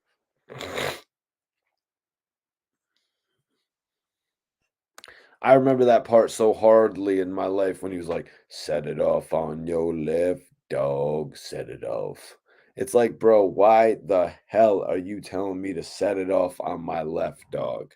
Don't ever, fifth, don't ever in your life, don't ever in your life have rap to me while I'm listening to my earphones. Set it off on your left, dog, set it off. Don't ever in your life. What, man? You know, it's a little wild that you did that, Fifth. Set it off on your right. You know what I mean? Chase the Paper was from the Animal Ambition album, though. I'm sorry, I gotta call 50 out on that one, man. That's almost as bad as the effing vodka. I just gotta call it out. I gotta call it out where I see it, man. Dude had me like, all right. So, anyways, back to the realistic shit of what we're talking about. So, Gatman and Robin, I can't remember, but this is about what you can't remember. No, I do remember the. It's not about the fact that you can't remember it. It's about the fact. It's about the fact that you can't remember it. It's not about the fact that you can't remember it being so horribly bad. Like, I remember Out of Control being bad. I remember Gatman and Robin being bad. But the fact is, I remember it. These other records, even though they had great production from Just Blaze, until I went and looked up the lyrics, I couldn't really, you know what I mean, with the cadences. I could literally, once I read the lyrics, remember the cadences in the way that Game was actually spitting. Get in My Car, you remember that. You know what I mean? How 50 was really just the record Get in My Car really had an opportunity to be a major hit song if he had just did a couple different elements to it. Let me see. High Tech produced it. Wow. Why you gonna let Bizarre rap on High Tech tracks? Because I guess 50 Cent was making Get in My Car and it was so much better than that. Ski Mask Way, you don't not remember Ski Mask Way, one of the best 50 Cent songs. Baltimore Love Thing, who could forget that? Hold on one second. Let me see if I can remember it. I mean, I remember the concept for it. That's the one where 50 was talking like a drug. You know what I mean? I had real high expectations for this song, almost similar to the way that they did Pearly Gates. You know what I mean? The way that they built up the interest factor of this song. They're like, oh, and you got to hear this song. Bro, Rider Music was great. Rider Music was a song you would listen to like 5 times in a row, bro. I'm Supposed to Die Tonight was amazing. Did I miss that one on the list or something, bro? Oh yeah, I did. Had I not? Oh yeah, I'm only going over the list of songs that suck. Um, so let me see. Songs like uh I'm fitting to listen to some. No, I'm not gonna listen to a Baltimore Love Thing. That might give me a depressing vibe after the show, to be honest with you guys. I'm not I'm not turning on a Baltimore Love Thing after the show, I'll tell you that much. And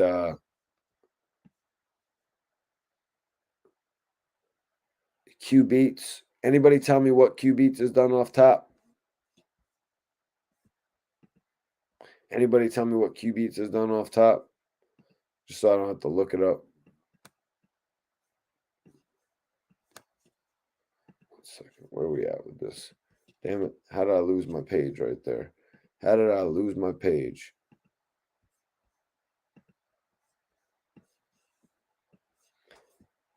Yeah, I think pretty much I can remember all the other joints. I mean, I can remember So Amazing.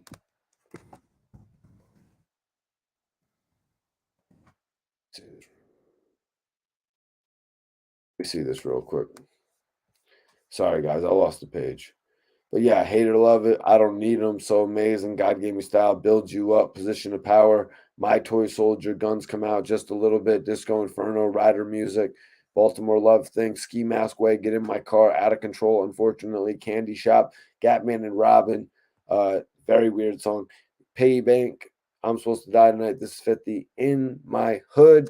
All songs that I can remember, you guys. That's the one edge that 50 Cent's album, The Massacre, has on the documentary. Now, you guys, real quick, I want to look at 50 Cent's first album. I want to look at Get Rich first and really see. And I really want to see if it's better than the documentary. Because the documentary had one song that sucked on it. So we got What Up Gangsta, Patiently Waiting, Many Men. And this only has 16 songs on it, guys. So the only way 50 Cent wins this is if he's got a flawless album. You guys, the only way 50 wins this is if he has a flawless album. What Up Gangsta, perfect. Patiently Waiting with Eminem, perfect. Many Men, perfect. In the Club, perfect. High All the Time, perfect. Heat, perfect. Since everything has been perfect to this point, If I Can't is good. Not the best. Don't understand why let me see. Don't understand why Dr. Dre keeps on giving 50 these duds. There would have been a lot more champagne bottles popped if you had a better beat than if I Can't. Bloodhound was great. Notice how I went from perfect to great. Back Down, great. PIMP, really good. Like My Style with Tony Yayo, good. Poor Little Rich. Poor Little Rich, produced by Eminem. Don't Push Me, perfect. 21 Questions, good. Gotta Make It to Heaven. The only two issues I have here is Poor Little Rich and Gotta Make It to Heaven, you guys.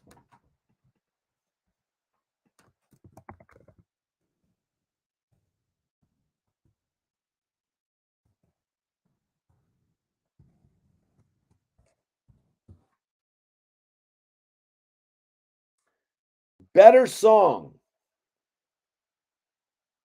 Better song, you guys. Poor Little Rich or Gotta Make It to Heaven. Yeah, G Money. That's why I'm actually comparing the Massacre to it. Better song, you guys.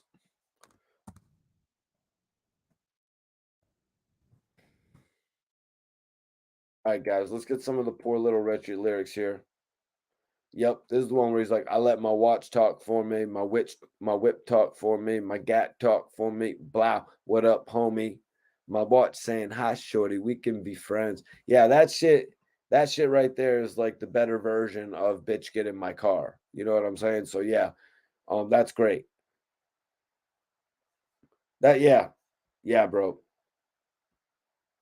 You just hear what I was saying? Yeah. Yeah, that. Poor Little Riches, obviously. We just forgot a little bit. But let's see. Gotta Make It to Heaven. Because I clearly remember the hook. But this was my least favorite track on the album, guys, just to be real with you. This was my least favorite track on the album. Oh, wow. No, these are good 50 lyrics. I love it how he comes in with this one. Like, some say I'm paranoid, I say I'm careful how I choose my friends. I've been to ICU once, I ain't going again. First Z got murked, then Roy got murked, and homie still in the hood. Why he ain't getting hurt? I smell something fishy, man. It must be a rat. Damn, dudes are switching sides on dudes just like that. You know me, I stay with a bitch on her knees and give guns away in the hood like it's government cheese. Yeah, no, I'm sorry about that, Fifth. My bad about that. My bad about that one. That's actually probably right there, neck and neck. They're right there, neck and neck. Yeah, either one is fire. Either one is fire. Poor Little Rich is actually the one that I knew less. I just didn't remember the classic way that 50 Cent came in on that one. With the whole I let my watch talk for me, my whip talk for me, my gat talk for me. You know what I mean? The way he came in on that was genius. Yeah. Yep. You can find me in the 4.6 in the back seat, fondling you know what I'm saying? Shout out, respect to the ladies though watching. Appreciate y'all for watching. But yeah, to forget those 50 lyrics, I just want to apologize about that shit, man. You know, because I guess all the songs were classics on here, besides If I Can't. So we had What Up Gangsta, great. Patiently Waiting, Many Men, In the Club, High All the Time, Heat, If I Can't, Bloodhound, Back Down, PIMP, Like My Style, Poor Little Rich, 21 Questions, Don't Push Me, Gotta Make It to Heaven. So the worst song, what was the worst song on Get Rich or Die Trying?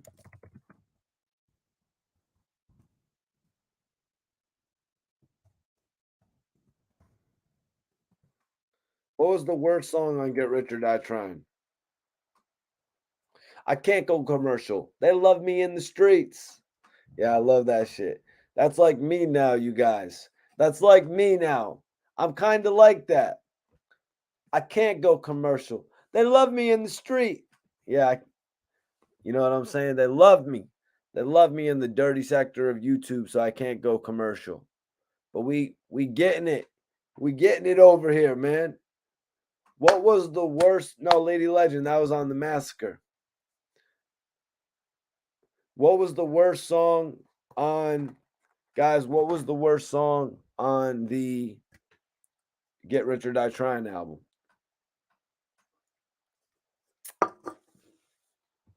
What was the worst song on the Get Rich or Die Trying album, y'all? Let me know what y'all think. Let me know what y'all think. I thought it was Gotta Make It to Heaven, but the way he came out on that, I've been to the ICU once, I ain't going again.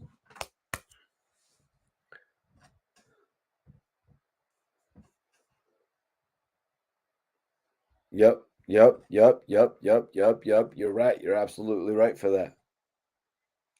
But then he flips it. When he's like, my watch saying, hi, shorty, we can be friends. I think that's where he flips it, right? Where he goes, my watch saying, hi, shorty, we can be friends. Get in. Bloodhound? Really? Oh, the worst song was Bloodhound? Really? What was the worst song on the Get Rich or Die Trying album, you guys? What was the worst song on the Get Rich or Die Trying album?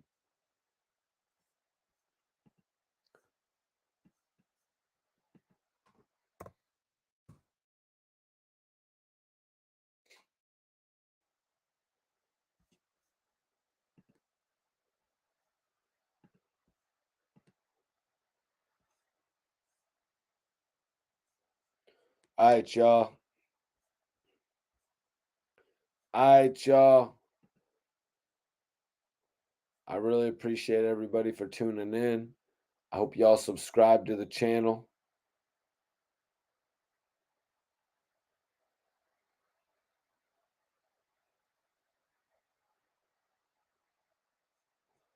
Gotta Make It is not garbage, bro. Gotta Make It is probably one of his best.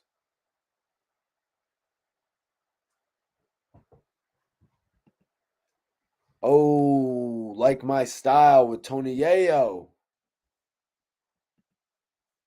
Damn, you're cold. You're cold, bro. You know Yayo's my guy. You know Yayo's my guy, bro. You're cold with it, bro. Oh my God, lady. Lady Legend, are you serious right now? You're not rocking with you're not rocking with High All the Time?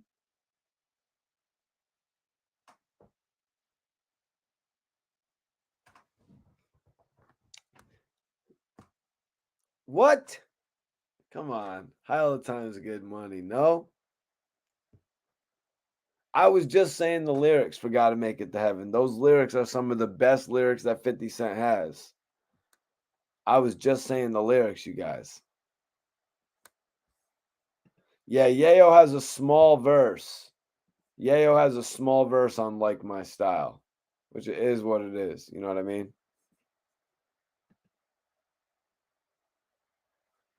But yeah, I'm about to get out of here for the night, you guys. Appreciate y'all for tapping in with me, man. Definitely appreciate y'all for tapping in with me. Y'all can expect new interviews popping, so make sure you subscribe to the channel so you can always see my new interviews. It'll send a notification to your phone as well as you hit that button to subscribe and hit the notification bell so you never miss one of the lives. I pride myself on having one of the YouTube channels that actually, you know what I mean, that we interact. I interact with all the people in the chat. But what I do is actually, I forgot, at the end of all my shows, I actually do open questions. I covered the topics tonight of the game in 50. Young Doug sent a message. I played a clip of Bizarre actually, dissing Gilly. Bizarre is now gone on Math Hoffa's show and spoke about the challenge. Bizarre actually came over here, my channel, and spoke on challenging Gilly for 100K. So I did that at the beginning. I really appreciate CEO Reek tapping in to give me a little exclusive interview. That was dope right there. Yes, sir. Make sure y'all tune into my lives. I'll be going live at like 10:30. Damn, Nightman, that's cold. Game wins? No, game. Oh yeah, let me take a look at the. Nope. Which album was better, you guys? Vote in the poll if you haven't voted. Hit that poll if you haven't voted, you guys, because right now the Massacre is leading. The Massacre is leading the poll. It's 52% for the Massacre, 48% for the documentary. So vote in the poll. I'm going to give you guys one more minute. I'm going to give y'all one more minute before we get up out of here. I'm going to give y'all one more minute before we get up out of here. You know, I always, and if anybody has any open questions, send them in now. If anybody wants to ask me anything, let me see what I'm about to pull out of the grab bag, though.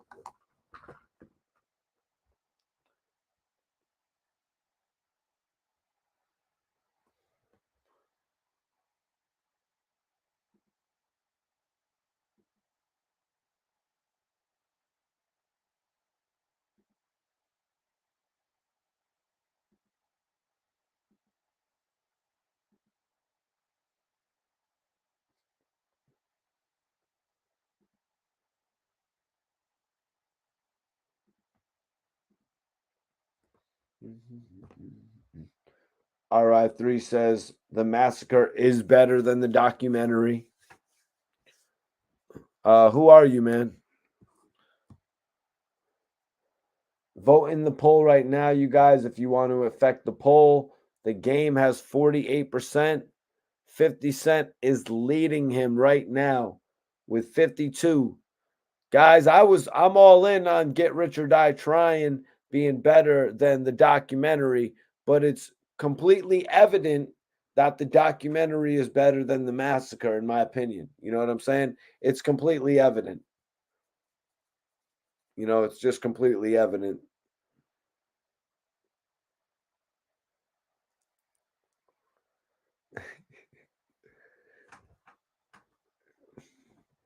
Damn.